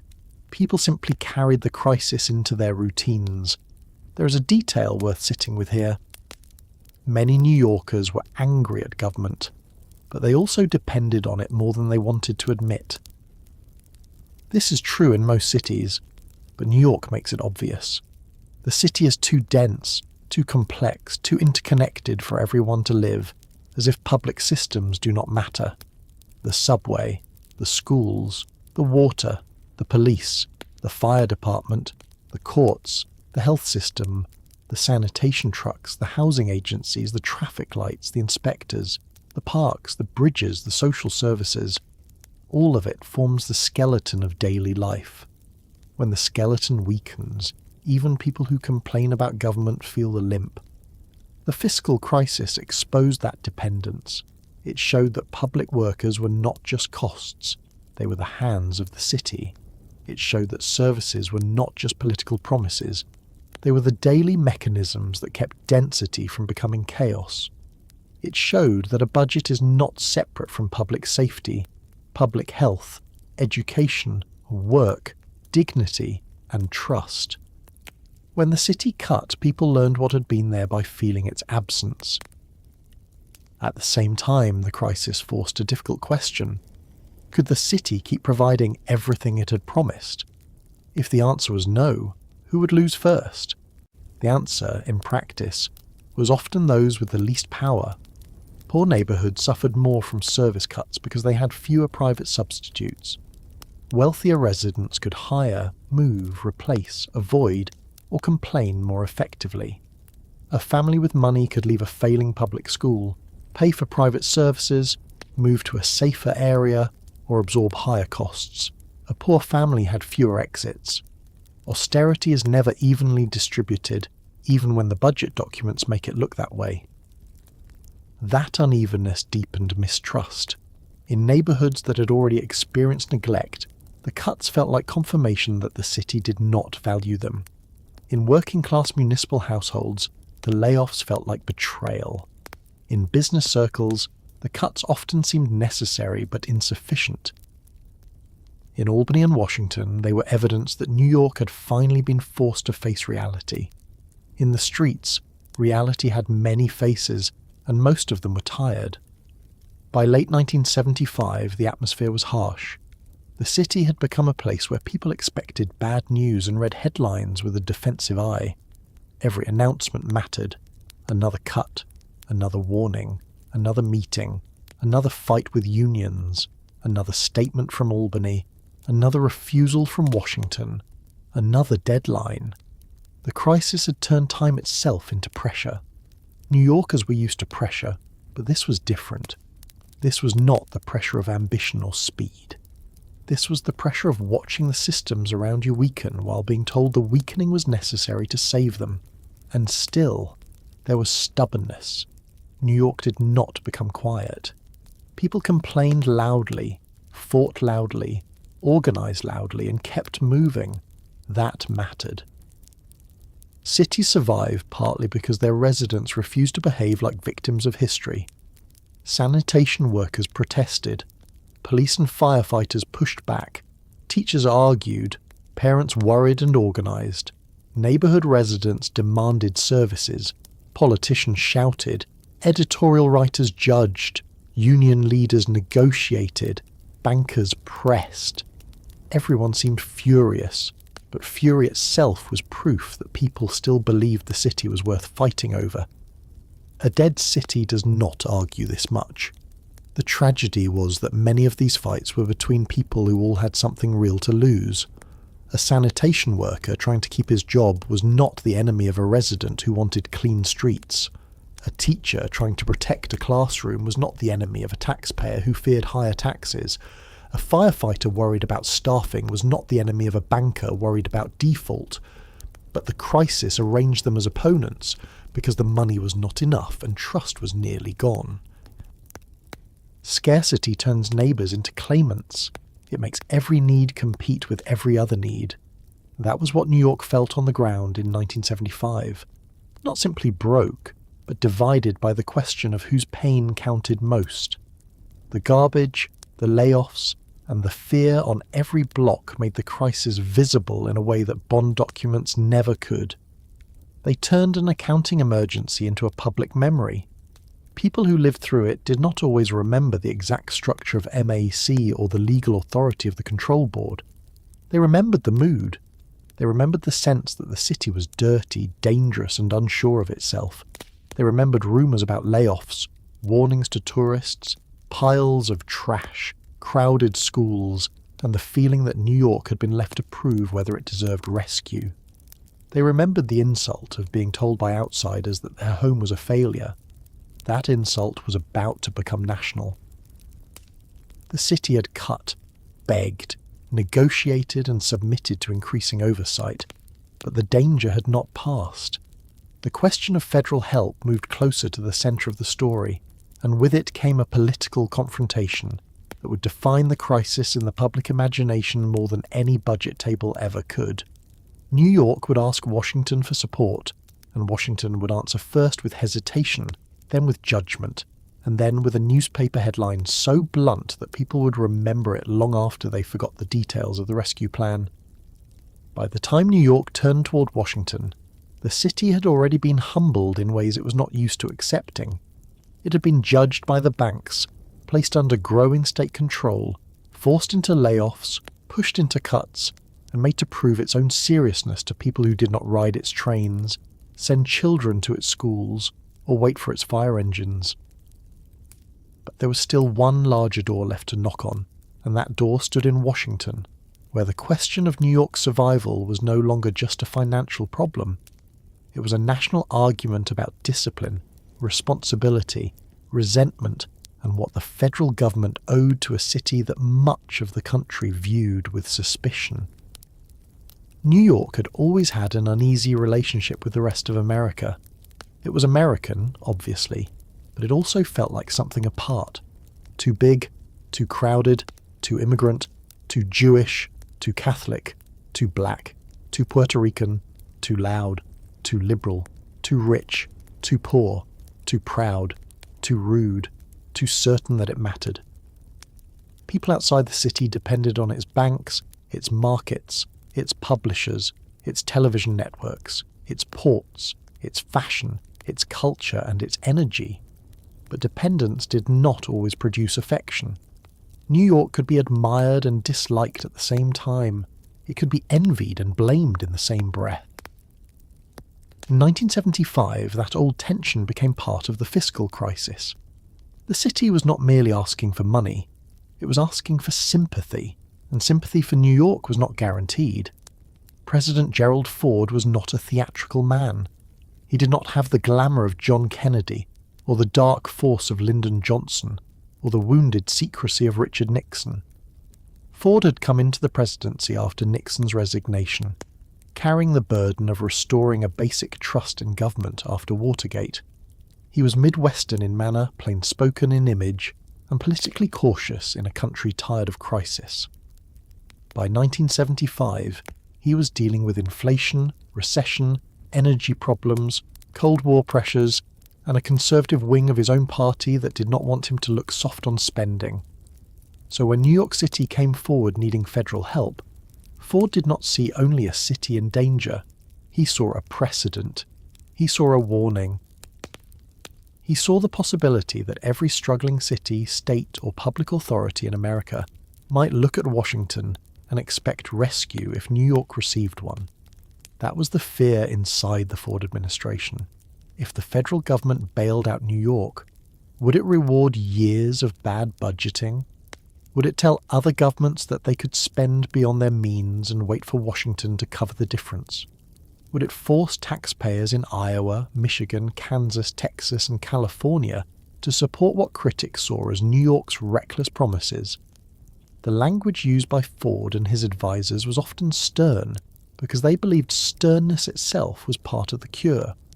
New York, in their view, needed discipline before it received help.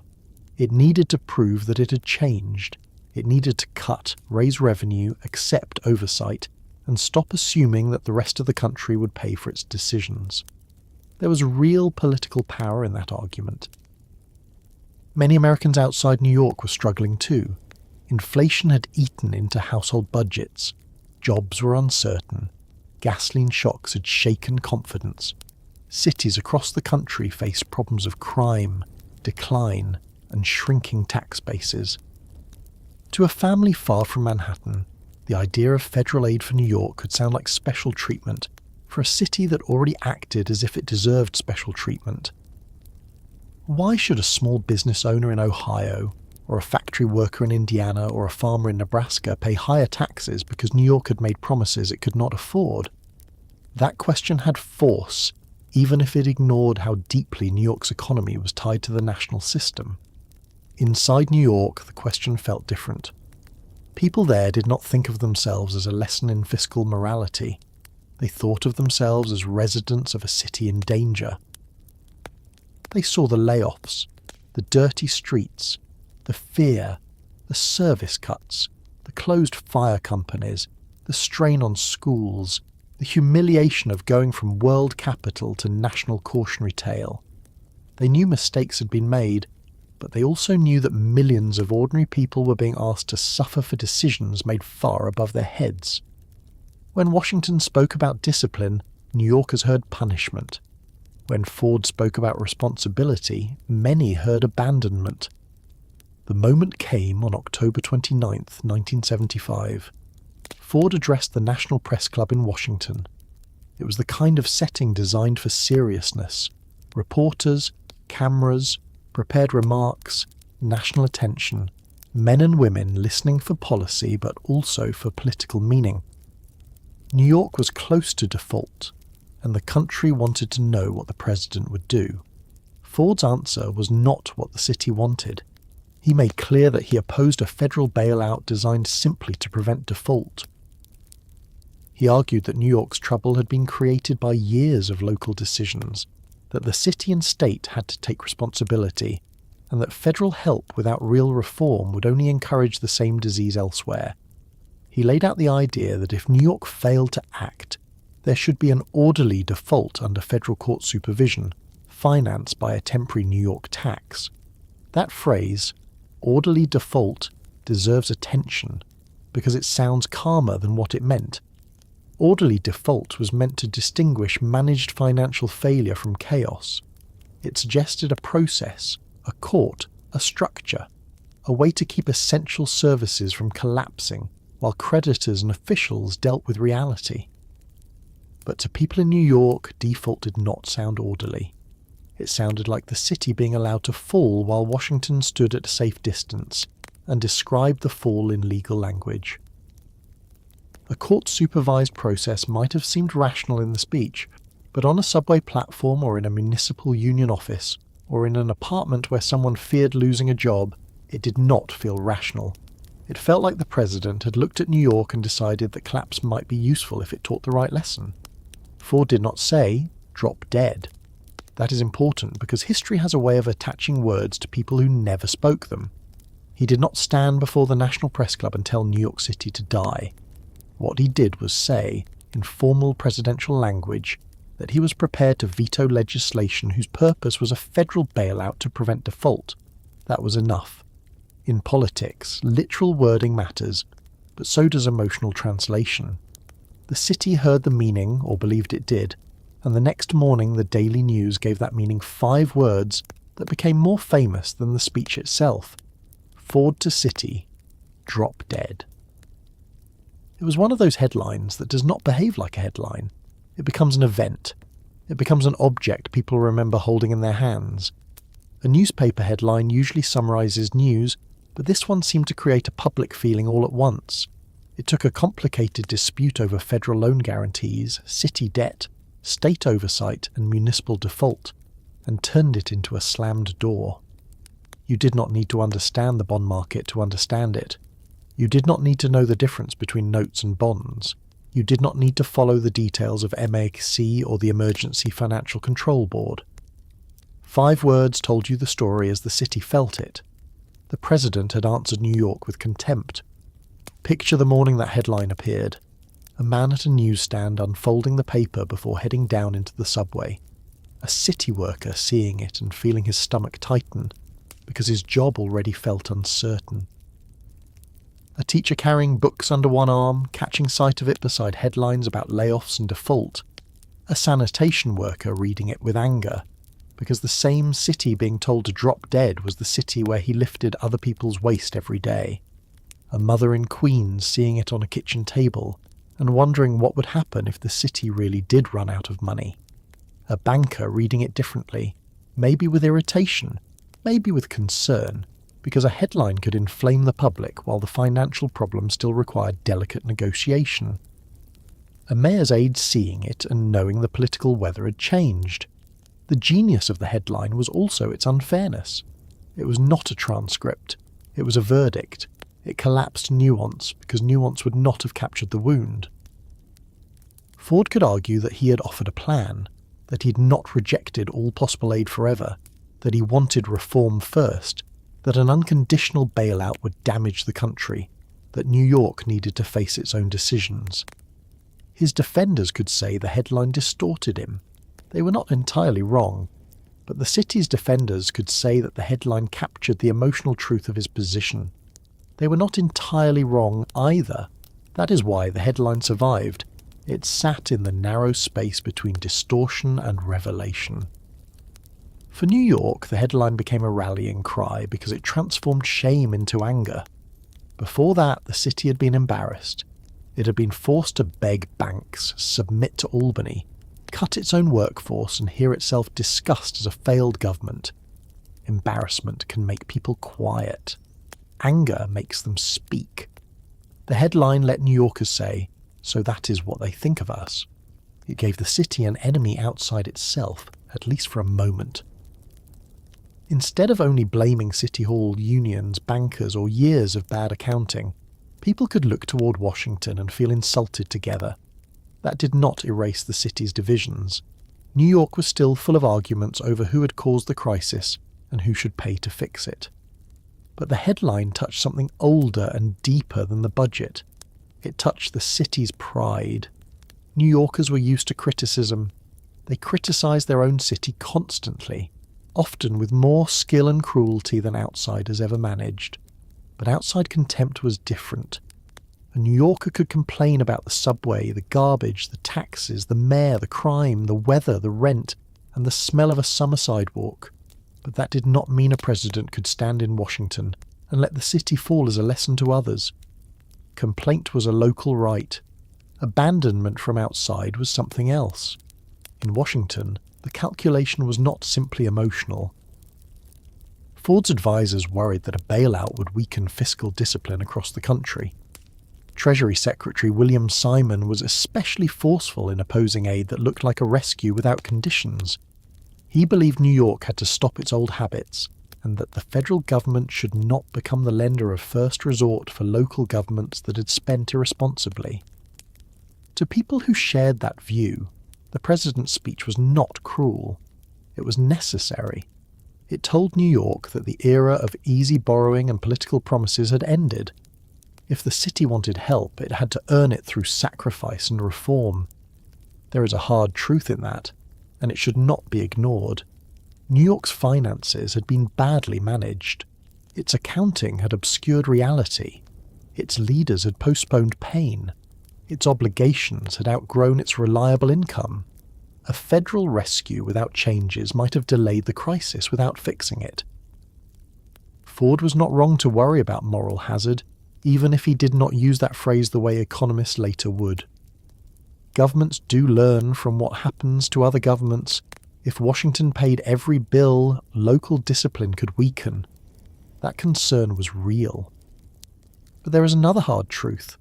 A city is not only its officials, it's also its children, workers, patients, riders, tenants, shopkeepers, old people, immigrants, students, firefighters, nurses, clerks, and everyone else whose life is tied to systems they did not design. Letting New York default might teach politicians a lesson, but the pain would not land only on politicians. It would land on neighborhoods already strained beyond comfort. It would land on public workers whose pensions were suddenly part of rescue negotiations. It would land on students who had counted on public education. It would land on residents who had nowhere else to go. Punishing a government is never as clean as it sounds because governments are made of services, and services are made of human need. That was the moral tension beneath the argument. Ford wanted responsibility. New York wanted survival. The rest of the country wanted fairness. The bond market wanted payment. The unions wanted dignity. The poor wanted protection. The banks wanted security. The state wanted control without being ruined. Every side had a case, and every case became less generous under pressure. The headline also mattered because it damaged Ford politically in the one place he could least afford to look heartless. New York State was large, electorally important, and full of voters who might not forgive the image of a president telling their largest city to disappear. Ford later believed the headline hurt him in the 1976 election, and whether or not one headline alone can decide a presidency, it certainly fixed an image in public memory. Politics often turns on symbols more than policy documents. The actual federal position was complicated and changed over time. The symbol was simple. Ford had told New York to drop dead. In the days after the headline, anger moved through the city's political and labor circles. Officials who'd been fighting one another found new urgency. Union leaders understood that if Washington refused to help, the city would need to lean even more heavily on pension funds, wage concessions, and internal sacrifice. Albany understood that the federal door might remain closed unless New York showed more discipline. City Hall understood that the city's humiliation had become national theatre. Reporters understood that every deadline now carried the possibility of catastrophe. Ordinary residents understood that their home had been publicly insulted at the moment it was weakest. There is something almost physical about being refused help in public. It is one thing to be poor in private, to know your own trouble quietly. It is another thing to have your trouble discussed by strangers who speak as if your suffering might be good for you. New York in 1975 experienced that second kind of humiliation. It had to listen while the rest of the country debated whether it deserved rescue. Deserved is a dangerous word in a crisis. It turns need into a character test. It asks whether the drowning person lived carefully enough before throwing the rope. And yet the insult may have helped force clarity. That is one of the ironies of the moment. By making federal refusal so visible, the headline intensified pressure on everyone. If Washington would not simply rescue New York, then the city, state, banks, and unions had to find a way to prove the city could be rescued responsibly. The speech and headline hardened positions, but they also made delay harder. New York could no longer drift through the crisis hoping that someone would quietly provide enough money to avoid the worst. The country was watching. The deadlines were real. Default was no longer an expert's possibility. It was a word on every front page. In living rooms across the city, people watched the news and tried to understand what default would mean. Would paychecks stop? Would banks close? Would schools shut? Would police walk off? Would the subway run? Would garbage pile up again? Would businesses flee faster? Would the city become ungovernable? Most people did not know, and the uncertainty was part of the fear. The city had survived blackouts, strikes, riots, crime waves, recessions, and political scandals. But municipal default was different. It belonged to the hidden foundation of things. You could not see creditworthiness the way you could see a broken streetlight, but if it failed, everything visible might change. The famous headline also hid a quieter reality. Ford's refusal was not the end of the story. It was a stage in a negotiation being conducted through public pressure. The administration wanted New York to make deeper changes before federal help became possible. New York officials and unions wanted Washington to understand that a full default could damage more than one city. The banks wanted protection. The state wanted assurance. Everyone was still moving, but now they moved under the shadow of those 5 words. The door had seemed to slam shut, but people on both sides of it were still listening for movement. For the city's workers, this period was especially bitter. Many were being asked to accept layoffs, wage freezes, pension fund investments in city securities, and reduced expectations, while outsiders accused them of being part of the problem. Teachers, sanitation workers, police officers, firefighters, and clerks had become symbols in a national argument about public spending. But they were not symbols to themselves. They were people trying to keep jobs and protect families. Some of their unions would eventually play a crucial role in saving the city by allowing pension money to be used in ways that carried real risk. That sacrifice would complicate the simple image of greedy public workers that critics preferred. But before that recognition came, there was resentment, fear, and the feeling that everyone wanted something from them except respect. The city's poor faced an even harsher version of the same problem. Welfare spending and social services were easy targets in national criticism. To many outsiders, New York represented an overly generous urban government that had tried to solve poverty by spending money it did not have. There were serious debates to be had about policy, administration, and cost. But for the people receiving services, the discussion sounded very different. A cut was not a theory. It was food, rent, medicine, childcare, shelter, or survival. When Washington talked about discipline, the people with the least cushion heard danger first. That is why the drop-dead moment still matters. It was not only about whether Ford was fair or unfair. It was about how quickly a city in distress can become a moral example for people who do not have to live with the consequences. New York became a warning about liberal government, public unions, debt, welfare, urban decline, and political denial. Some of those warnings had truth in them, but warnings can flatten people. They can turn a living city into an argument. In 1975, New York was both a living city and an argument about the future of American government. As October moved forward, the deadlines tightened. The city still needed money. The bank still needed reassurance. The state still demanded control. The federal government still resisted a bailout before default.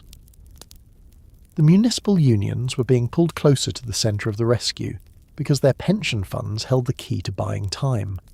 The anger from the headline did not pay bills, but it changed the air around the bills. It made the crisis feel personal in a way that spreadsheets had not. New York had been told, or believed it had been told, that it could fall. Now it had to decide what it was willing to do to keep from falling. The image of that newspaper stayed in the city's memory because it captured the sound of a door slamming at the worst possible moment. But after a door slams, there is still the room you're standing in. New York was still in that room with its debts, its workers, its unions, its state officials, its bankers, its anger, and its fear. The next step would not be a speech. It would be a race against time, with default close enough that people could begin to imagine the exact morning when the city might wake up and find that its checks, promises, and pride had finally reached the edge of what anyone would accept. By the middle of October 1975, New York was no longer talking about default as a distant warning. It was on the calendar. It had a date, a time, and an amount of money attached to it, which made the danger feel different. A crisis can remain strangely unreal when it is spoken about in broad terms. A deficit sounds large but still abstract. Debt sounds serious but manageable. A financial emergency sounds like something that belongs to officials, lawyers, bankers, and newspaper columnists. But when someone says that hundreds of millions of dollars must be paid tomorrow afternoon, and the city does not have the money, the room changes. The problem steps out of theory and sits down at the table. On the evening of October 16th, New York City was waiting for the next day. The city had debts coming due on October 17th, and without the money to pay them, default would no longer be a rumour or a threat. It would be a fact. The word itself was short, almost too small for what it carried. Default. It did not sound like a riot or a fire or a blackout. It sounded administrative, the kind of word that might appear in fine print. But inside that word was the possibility that America's largest city would openly fail to meet its obligations, that the place where municipal finance had once seemed almost boring would become the example every other city feared. The timing made everything worse. There are moments when a city's life and its crisis appear side by side in a way that feels almost indecent. That night, while New York's financial future was hanging by a thread, some of the city's most powerful men gathered at the Waldorf Astoria for the Alfred E. Smith Memorial Foundation dinner. The Al Smith dinner was a grand political ritual. White tie, jokes, Catholic charity, big names, old New York ceremony, the kind of event where governors, mayors, cardinals, business leaders, and national figures could sit beneath chandeliers and pretend for a few hours that power still knew how to behave itself. It was the opposite of panic. It was polished, formal, carefully arranged. But outside the ballroom and behind the evening clothes, the city was close to financial collapse. There is something almost uncomfortable about imagining it. Waiters moving through the room, glasses being filled, guests taking their seats, men in black tie greeting one another with the practiced ease of people who had attended many such dinners before, speeches prepared, jokes expected, the old machinery of civic life trying to run as usual, and somewhere nearby, messages arriving that made the whole performance feel fragile. Banks were not coming forward. Federal help was not coming. The Municipal Assistance Corporation was struggling to find enough buyers. The pension funds were the last realistic hope. Tomorrow afternoon, if no one moved, the city would not be able to pay. Mayor Abraham Beame was there, but he could not really be there. A mayor in that position becomes two people at once. One person appears in public, sits at the table, gives remarks, maintains the role. The other person is counting hours. Beame had already become the face of a crisis that was larger than him and older than his administration. But history rarely distributes blame with perfect fairness. The mayor at the desk when the bill comes due becomes the man people remember. He had spent years around budgets. He knew the language of finance. He knew enough to understand that the next day could define his mayoralty forever. Whatever dignity the dinner offered, the real business was elsewhere. The numbers were brutal. The city needed to meet a massive debt payment by the next afternoon, and the cash on hand was nowhere near enough. A private household knows this feeling in miniature. The rent is due, the account is short, the envelope is waiting. But a household can sometimes call a relative, sell something, delay a bill, or accept the humiliation of a late payment. A city cannot manage its obligations in quite the same way. Its debts are public promises. Its failure is watched by markets, governments, workers, courts, newspapers, and millions of residents who may not understand every technical detail, but understand very well when the word bankruptcy starts appearing beside the name of their home. In those hours, the hope narrowed around the pension funds, especially the teachers' retirement system. That phrase sounds institutional and distant, but the money inside it belonged to people. Teachers had worked for it. Retired teachers depended on it. Future retirees were counting on it. Asking the teachers' pension fund to buy more city-related securities was not like asking a wealthy stranger to write a cheque. It meant asking public workers, already endangered by the city's weakness, to place their retirement security deeper into the same troubled city. It was a rescue, yes, but it was also a risk placed on people who had not caused the crisis. Albert Shanker, the head of the teachers' union, understood that problem clearly. He was not simply deciding whether to help New York. He was deciding whether to expose his members' pension money to a city whose finances had frightened banks and investors. If he refused, default might come, and teachers could suffer in the chaos that followed. If he agreed, teachers could also suffer if the city's paper later proved dangerous. That is a terrible kind of choice. It is the kind that officials later describe as courageous or necessary, but in the moment it feels less noble than cornered. Shanker had to weigh duty to the city against duty to his members, and both duties were real. Governor Hugh Carey knew the situation was close to breaking. Carey had spent the year trying to keep the city from falling, while also forcing it into a discipline it had avoided for too long. He had backed the creation of MAC. He had accepted the need for the Emergency Financial Control Board. He had pushed for oversight, cuts, and financial restructuring. But now none of that mattered unless cash could be found immediately. A rescue structure is only useful if it survives long enough to work. On the night before default, Carey was not dealing with theory. He needed money by the next day. That night, Richard Ravitch became one of the men sent into the crisis like a messenger carrying the city's last argument. Ravitch was a developer and public servant who had become deeply involved in the rescue effort. Carey wanted him to find Shanker and convince him. The image is almost too cinematic, but it was real enough. The governor in formal clothes, the city close to default, a car waiting outside, a man being sent through the night to persuade the union leader whose decision might decide whether New York woke up to disaster. Try to imagine the feeling inside Shanker's apartment as the hours passed. This was not a public hearing with microphones and prepared statements. It was men talking late into the night because every ordinary path had narrowed. Outside, New York kept moving. Taxis rolled through Manhattan, subway trains rattled beneath the streets. People left bars, finished shifts, argued at kitchen tables, fell asleep in apartments, listened to radios, and prepared for another Friday without knowing that the city's financial life was being argued over in private rooms. Inside, the conversation returned to the same hard point. Could the teachers' pension money be used? Was it responsible? Was it legal? Was it fair? Was it the only way? One of the hardest things to understand about the night before default is that no one had a clean answer. We often want history to give us one person who did the obvious right thing against foolish opponents.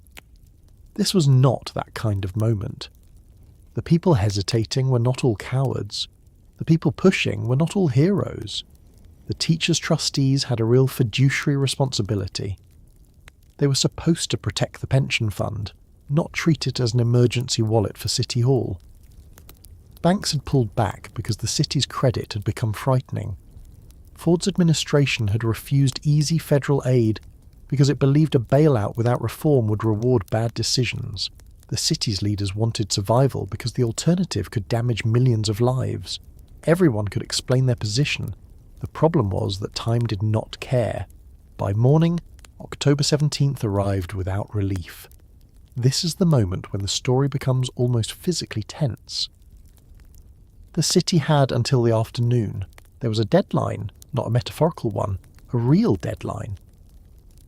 The mayor's office had prepared a statement in case the city defaulted. Think about that for a second. Somewhere in City Hall, words existed that would announce the financial failure of New York City. They were ready to be read if the last effort failed. The statement would not have been shouted. It would have been delivered in official language, probably sober, probably careful, probably trying to preserve order. But beneath the language would be the sentence everyone feared. The city could not meet its obligations. Outside, people began to sense the danger more directly. Bondholders and note holders were frightened. The value of city-related securities had fallen. People who held New York paper wanted to know whether they could get their money back. A financial crisis, when it reaches that point, produces a strange reversal. The city that had once gone to investors asking for trust now faced investors lining up to protect themselves from it. Confidence had not merely weakened, it had turned around and begun walking away. At City Hall and in the offices around the rescue effort, every hour mattered. Rohatyn and the MAC officials knew the city needed the teachers' money, Carey knew it, Beam knew it, Shankar knew it too, which made his position heavier, not easier. A decision made under that kind of pressure never feels fully free. It feels like being told that every door is dangerous, and then being asked to choose one quickly. Meanwhile, the federal government watched but did not step in. President Ford and his advisors were still holding the line against a bailout that would prevent default without deeper reform. The administration's view was that this was not a natural disaster, not an earthquake, not a hurricane, not an act of God. It was a man-made fiscal crisis, and New York had to solve it with New York and state resources before Washington would provide support. That position had logic, but it was also cold comfort when the city was hours from failing. If your house is burning because someone mishandled a stove, the fire is still real. The people waiting inside the city had no way to process all of this neatly. To a teacher, it might have felt as if her retirement money was being pulled toward a fire. To a municipal worker, it might have felt as if layoffs were only the beginning. To a resident, it might have felt as if the city was being judged by people who had never needed its services. To a banker, it might have felt as if the city was finally being forced to confront what the numbers had said for years. To a politician, it might have felt like the end of every easy answer. To Beam, it must have felt like standing on a floor that had already cracked, waiting to see if the whole building would drop. Then, in the early afternoon, the decision came. The Teachers' Pension Fund would provide the money by buying MAC bonds. The announcement came at 2:07 p.m., less than 2 hours before the deadline. That time has the quality of a clock stopped at the edge of disaster. 2:07 p.m., not morning, when there would still have been room to breathe. Not after the deadline, when failure would already be official. 2:07 p.m., late enough for panic to feel justified, early enough to keep the statement in the mayor's office from being read. The city did not default that day, but I want to be careful with that sentence, because it can sound cleaner than the moment really was. The city did not default because teachers' pension money was used to buy time. It did not default because people who had already been asked to sacrifice were asked to take on more risk. It did not default because the rescue was pushed deeper into the institutions of the city itself. New York had not found a painless solution. It had found a way to survive the afternoon. Imagine the release inside City Hall when the news came through. Not joy exactly. Relief, yes, but the kind of relief that leaves the body weak because the danger has not disappeared, only moved slightly ahead. Phones ringing. Aides repeating the news. Reporters trying to confirm it. Officials deciding what to say publicly. Somewhere, the prepared default statement becoming suddenly unnecessary, at least for that day. A document meant to announce failure turned into a piece of paper no one had to read. Outside, New York still looked like New York. The subway still ran. People still bought groceries. A police car still turned a corner. Children still came home from school. Garbage still sat where it had not been collected. The buildings did not shake when default was avoided. No bell rang across the harbour. Most people did not feel a sudden change in the air. That is another strange truth of financial rescue. Disaster avoided can look like nothing happened. The absence of collapse is quiet. You only know how close you came if someone tells you afterward. But the people who knew understood that October 17th had changed the crisis. It proved the city could be brought within inches of default.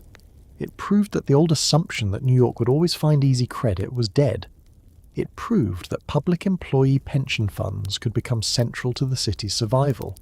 It proved that the state, the banks, the unions, and the city were now locked together in a rescue that none of them fully controlled. It proved most of all that New York could survive one deadline and still remain in danger. Because the crisis did not end that afternoon. If anything, avoiding default made the next phase more urgent. New York still needed a longer-term plan. It still needed federal seasonal assistance. It still needed to balance its budget over the coming years. It still needed to satisfy the Emergency Financial Control Board. It still needed to cut spending, raise revenue, restore confidence, and persuade the market that the city was no longer hiding from reality. The teachers' pension fund had helped stop the immediate fall, but it had not rebuilt the bridge. In the weeks that followed, the city kept pressing for federal help. The Ford administration, after its hard refusal, and after the political storm surrounding the famous daily news headline, eventually moved toward a different form of assistance. Not a gift, not a simple bailout, not a blank check. The federal help that came in December was structured as seasonal loans, money meant to carry the city through temporary cash shortages under strict conditions, with repayment required and oversight attached. This mattered because it allowed Ford to say he had not rewarded old habits, while allowing New York to avoid the disorderly consequences of collapse. It was rescue with discipline, aid with a scolding built into it. The conditions were severe because the city's credibility had been damaged so badly. Washington wanted proof of repayment. It wanted oversight. It wanted the city to live under a plan. The State Control Board had already imposed a new structure, and federal assistance added another layer of scrutiny. The old freedom of City Hall was gone. New York had survived, but survival came with supervision. That is one of the central facts of the 1975 crisis. The city kept itself from bankruptcy, but it did so by surrendering part of its political independence to boards, bankers, state officials, federal requirements, and financial plans. The elected government remained, but it no longer stood alone. For ordinary New Yorkers, these distinctions could feel remote. Seasonal loans, MAC bonds, pension purchases, financial control boards, maturity schedules, wage freezes, balanced budget targets, all of it could sound like another language. What people knew was that the city was not dead, but it was not well. The layoffs had happened. The cuts were real. The fear remained. The sense of being judged by the rest of the country had not vanished. The city had avoided the worst official sentence, but the punishment continued in daily life. There was also a psychological change. Before 1975, many New Yorkers could believe, even if cynically, that the city would always muddle through. After October 17th, that belief was harder to hold. The city had almost failed in a way that no joke about dirty subways or high taxes could cover. It had come close enough that officials had prepared words for default. It had depended on a last-minute pension fund decision. It had waited until the afternoon deadline like a household waiting for a call from the bank. That kind of memory stays with a place.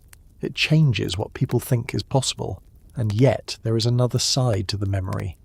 The city did not default. The machinery bent but did not completely break. People who distrusted one another still made decisions under pressure. The teachers' union, despite its anger and risk, became part of the rescue. The state imposed order. The federal government eventually provided loans. The banks negotiated. City officials accepted humiliation in order to keep the city alive. There is no clean heroism in that, but there is endurance. Sometimes survival is not inspiring in the usual way. Sometimes it is a series of ugly compromises made by tired people who know the alternative is worse. That night and the day that followed also revealed what New York truly was. Not just a skyline, not just Wall Street, not just a municipal government. It was a web of obligations so tightly connected that no one could pull one strand without shaking the rest. Teachers' pensions could become city financing. Federal politics could affect sanitation pickups. Bond markets could shape classrooms. A decision in Albany could change a hospital corridor in Brooklyn. A newspaper headline could harden national opinion. A city worker's paycheck could depend on negotiations inside a private apartment in the middle of the night. This was not the simple city of postcards. It was the real one, complicated, interdependent, vulnerable, and alive. By the end of 1975, New York had escaped formal bankruptcy, but the escape marked the beginning of a different city. The rescue did not restore the old New York. It forced a new one into being. Budgets would be watched more tightly. Public spending would be treated with suspicion. Free tuition at City University would end. Transit fares would rise. Services would remain under pressure. Public unions would remember the pension sacrifice. Politicians would remember the danger of promising what could not be financed. Bankers would remember that even New York could scare them. Washington would remember that a city could become a national test of fiscal discipline.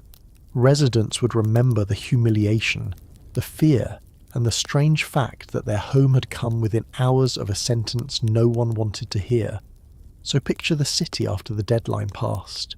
Evening settling again over Manhattan. Office lights on in towers where bankers still worked. A train pulling into a station covered in graffiti.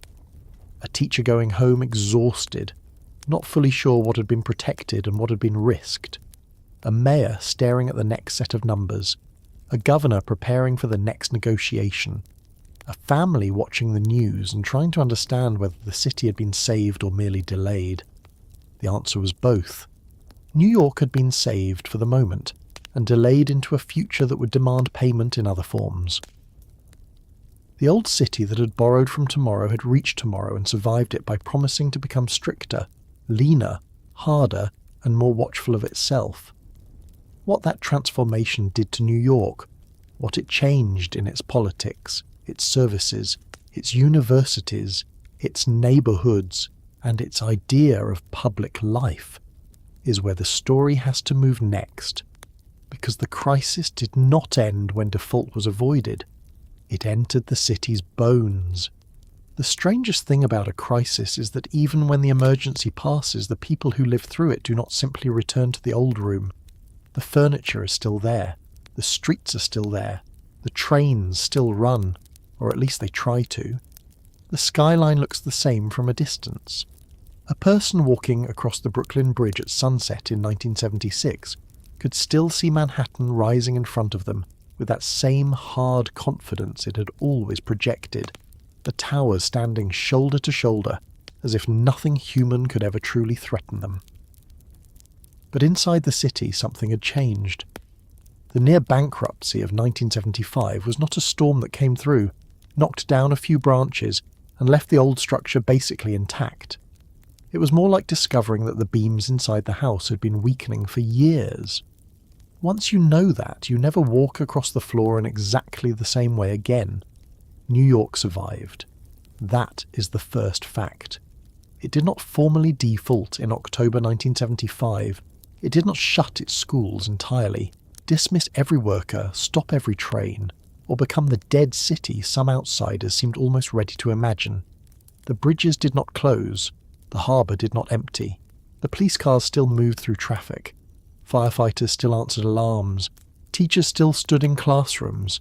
Sanitation trucks still came, even if not always with the speed or regularity people wanted.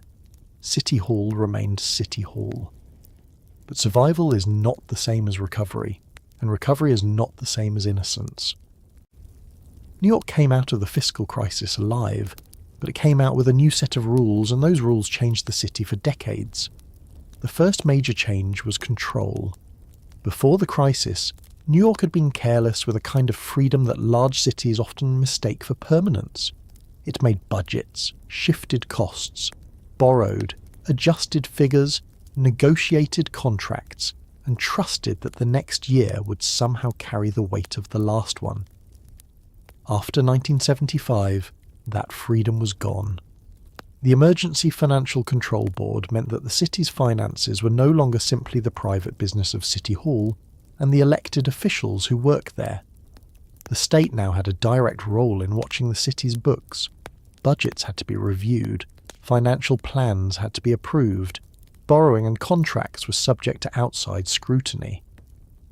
The old habit of improvisation, the old political art of making the numbers look just good enough to get through another year, had been publicly disgraced. This is easy to describe in technical language, but try to feel what it meant. The mayor of New York City, The mayor of the largest city in America no longer had full command of the city's financial life. He still stood at press conferences. He still answered questions. He still rode in official cars and made appointments and dealt with crime, schools, housing, labour, and politics. But on the central question of money, he now had overseers. New York had become a city under supervision. That was humiliating, and humiliation has a long memory. The city had once acted like the rest of the country revolved around it. Now it had to send its homework to Albany and prove it had done the arithmetic correctly. The second change was the rise of austerity as a governing habit. That word can sound modern, even academic, but in New York after 1975 it meant something very concrete. It meant fewer workers, reduced services, wage freezes, higher fares, program cuts, deferred maintenance, and a new suspicion toward public spending. The city had been told that it could not simply be generous, because generosity needed financing. It had been told that good intentions could still produce bad budgets.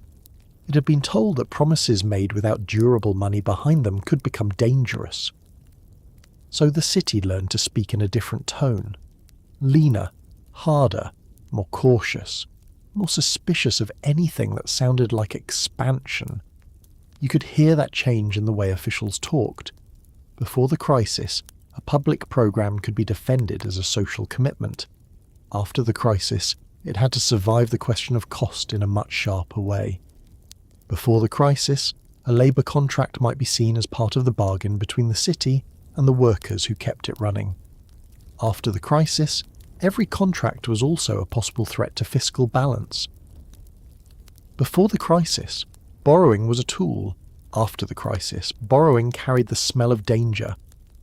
The whole language of government changed because the city had learned that the bond market could become a political force as powerful as any election. The people who felt this most directly were not the men who wrote editorials about discipline. They were the workers and residents who lived inside the new discipline. A wage freeze is not a theory when groceries are more expensive than they were last year. A fare increase is not a policy abstraction when you ride the subway twice a day and count every dollar by Friday. A cut to a school budget is not an ideological debate when your child's classroom is more crowded. A reduction in hospital staffing is not a symbol when you're waiting in a public emergency room with a sick parent. New York's new order had a public logic, but it also had private consequences that landed unevenly across the city. And nowhere was the change more symbolic than at the City University of New York. For more than a century, CUNY had represented one of New York's proudest ideas about itself, that higher education should be open to the children of workers, immigrants, strivers, and families who did not have money but did have ambition. The tradition of free tuition was not a small detail. It was part of the city's moral architecture. It said that a child from the Bronx, Brooklyn, Queens, Manhattan, or Staten Island could enter a public college without the barrier of tuition and use education as a ladder out of limitation. That mattered in a city where so many families had arrived, with little more than labour, language, and hope. After the fiscal crisis, that tradition ended. Tuition was introduced for the 1976 to 1977 academic year, and something old in the city's promise was broken. The college buildings remained, the professors still taught, students still enrolled. But the meaning of the door had changed. It was no longer as open as it had been. For some families, the new tuition was manageable with difficulty. For others, it was a wall. Not always an impossible wall, but a wall all the same. And that is how public life often changes after a fiscal crisis. The door does not slam shut for everyone. It just becomes heavier, and the people with the least strength are the first to feel the weight. Think about a student in 1976, the son of a bus driver, the daughter of a nurse's aide, the child of immigrants who had been told that New York was expensive, crowded, and rough, but that if you worked and studied, the city had a path for you. That student now had to think about tuition. Maybe it meant taking more hours at a part-time job. Maybe it meant delaying college. Maybe it meant choosing a different school. Maybe it meant not going at all. The city had not announced that working class ambition no longer mattered. No one would have said it that way. But policy does not need cruel language to produce cruel results. Sometimes it only has to add a bill. The fiscal crisis also changed public labour. The unions had fought, protested, warned, and resisted, but they had also become central to saving the city. Pension funds were used to buy city and MAC securities. Workers who had already faced layoffs and wage freezes saw their retirement money tied to the rescue of the same government that had threatened their jobs. That left a complicated legacy. On one hand, Labour could say honestly that it had helped save New York when the banks in Washington hesitated. On the other hand, unions had learned that in a severe fiscal crisis, even pensions could become bargaining tools. Nothing felt entirely protected after that. Public workers remembered. Teachers remembered the layoffs and the pressure on their pension system. Police officers remembered the fear campaigns and the anger. Firefighters remembered cuts in a city that still burned. Sanitation workers remembered how quickly their work became visible when it stopped or slowed. Clerks, nurses, social workers, transit employees, and thousands of others remembered being treated as numbers in a plan written by people who rarely had to perform the services being cut. The crisis taught the city that public workers were both essential and vulnerable. It also taught politicians that labour agreements could become the centre of a fiscal battlefield. The crisis changed neighbourhoods too, though not all in the same way. Poor neighbourhoods already living with abandonment, fires, weak services, and failing housing felt the weight of austerity more heavily. The South Bronx did not become a symbol of urban ruin because of the fiscal crisis alone, but the crisis made every existing wound harder to heal. A neighbourhood with burned-out buildings needs investment. A school system under strain needs support. A public hospital serving poor patients needs resources. A block with crime and fear needs attention. But after 1975, the first question was often not what is needed, but what can be afforded. That question may be necessary, but when it becomes the dominant question, whole neighbourhoods can feel as if they have been told to wait for a better decade. Middle-class neighbourhoods experienced the crisis differently. Many residents worried about crime, taxes, schools, and whether they should stay. Some left. Some had already left. Some stayed with a bitterness that mixed love and exhaustion. New York held people in a strange way. You could hate the dirt, the danger, the taxes, the subway delays, and the political chaos, and still feel that leaving would mean surrendering part of yourself. The fiscal crisis intensified that relationship. Staying became an act of stubbornness. Leaving became an act of self-protection. Both choices made sense. That is one of the sadder truths of the period. Loving New York did not always mean being able to remain there. The city's political culture changed as well. The old liberal confidence that government could keep expanding services to meet needs had been badly damaged. New York did not stop being a democratic city. It did not suddenly become small government territory. But the boundaries of acceptable politics shifted. Fiscal discipline became a permanent language. Balanced budgets mattered in a new way. Accounting standards mattered. Financial plans mattered. The city could no longer pretend that moral urgency alone could carry public policy. Every major promise now had to pass through the memory of 1975. That memory shaped future mayors and governors. Anyone who governed New York after the crisis governed in its shadow. They understood that the city could be punished by the markets, by Albany, by Washington, and by its own past if it lost control of its finances again. Even leaders who wanted to expand public services had to speak carefully about how they would pay for them. Even leaders who criticised austerity had to respect the political power of fiscal fear.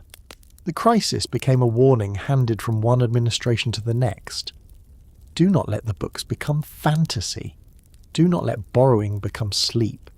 Do not assume that New York is too important to be forced to its knees. The bond market also changed its relationship with the city. Investors did eventually return, but not with the old innocence.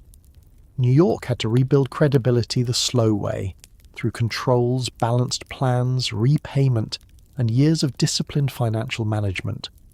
Confidence, once broken, does not come back because a mayor smiles or a governor promises. It returns through repetition. Pay this obligation, meet that target, produce that plan, follow those rules, do it again next year, and again. The city had to become boring to lenders in the one way a government wants to be boring: predictable, credible, and capable of paying on time. The federal role left its own mark. Ford's eventual seasonal loans helped New York through its cash flow problems, but they came with conditions and with the memory of refusal. The aid was not experienced as a warm rescue. It was experienced as a rope thrown only after the city had been made to show its wounds in public. New York survived with federal help, but not without humiliation. That mixture mattered politically. It showed that Washington could help cities, but also that help could be structured as a lesson. The age of unconditional faith in federal urban aid was fading. Cities were being told to fix themselves first, even when the national economy had helped create the conditions they faced. For the rest of America, New York became a cautionary tale. Politicians elsewhere used it as a warning against overspending, public sector unions, welfare costs, bad accounting, and urban liberalism. Some of those warnings were serious, others were convenient. New York's crisis allowed people to simplify a complicated urban transformation into a moral fable. The city spent too much, borrowed too much, gave away too much, and then nearly collapsed. That fable was not entirely false, but it was incomplete. It left out deindustrialization, white flight, suburbanization, inflation, federal policy, racial inequality, housing abandonment, and the real human needs that city government had tried, sometimes clumsily, to meet. But fables survive because they are easier to repeat than explanations. Inside New York, another lesson grew beside the official one. The city learned that it could be abandoned, insulted, and judged, and still keep going. That became part of its identity in the years that followed. The late 1970s remained hard. Crime, blackout, decay, and disorder would continue to shape the city's image.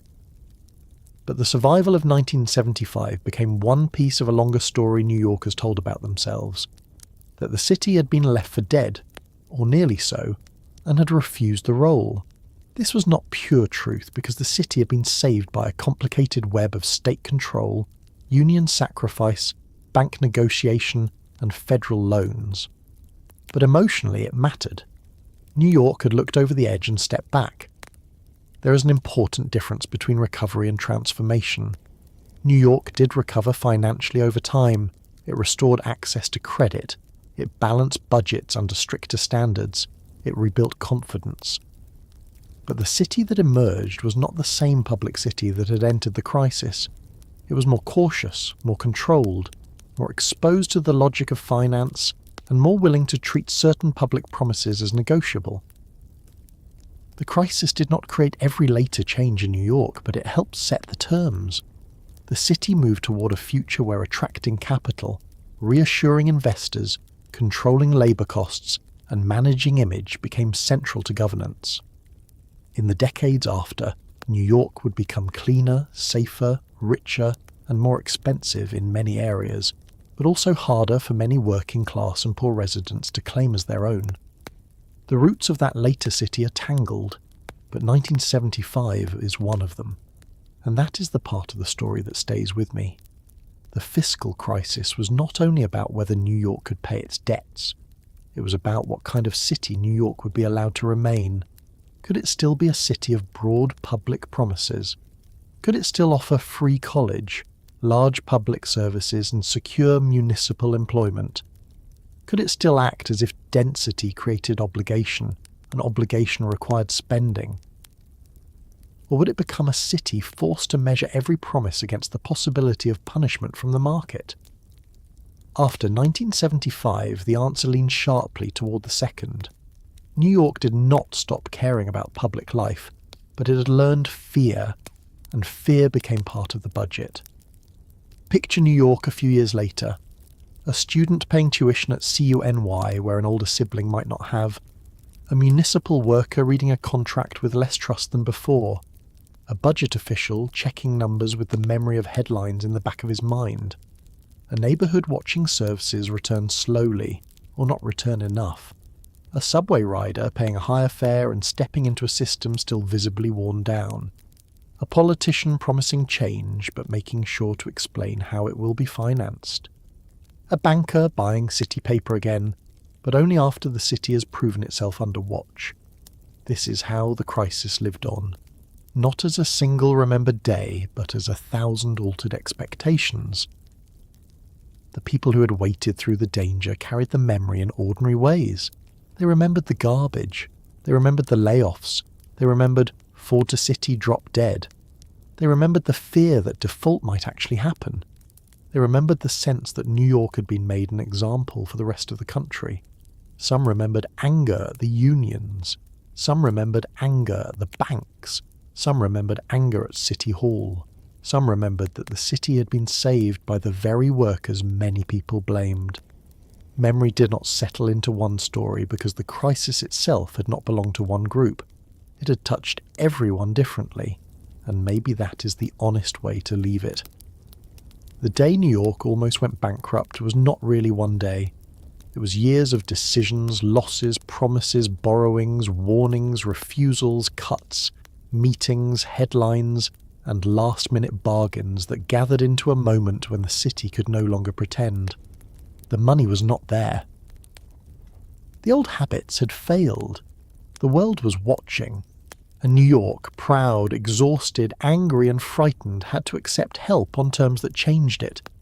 So tonight, when you imagine New York, do not only picture the skyline, picture the ledgers beneath it, picture the sanitation worker lifting bags before dawn, picture the teacher whose pension fund helped buy the city time, picture the student who suddenly had to pay tuition, picture the firefighter entering a building while politicians debated cuts. Picture the mayor with a default statement prepared but not delivered. Picture the newspaper headline that turned policy into insult. Picture the quiet rooms where bonds were sold, refused, rescued, and watched. A city is all of those things at once. Stone and paper, pride and payroll, lights and debt, noise and fear. New York learned that in 1975, and after that year, it never again had the luxury of believing that being the greatest city in the world meant the bill would somehow take care of itself.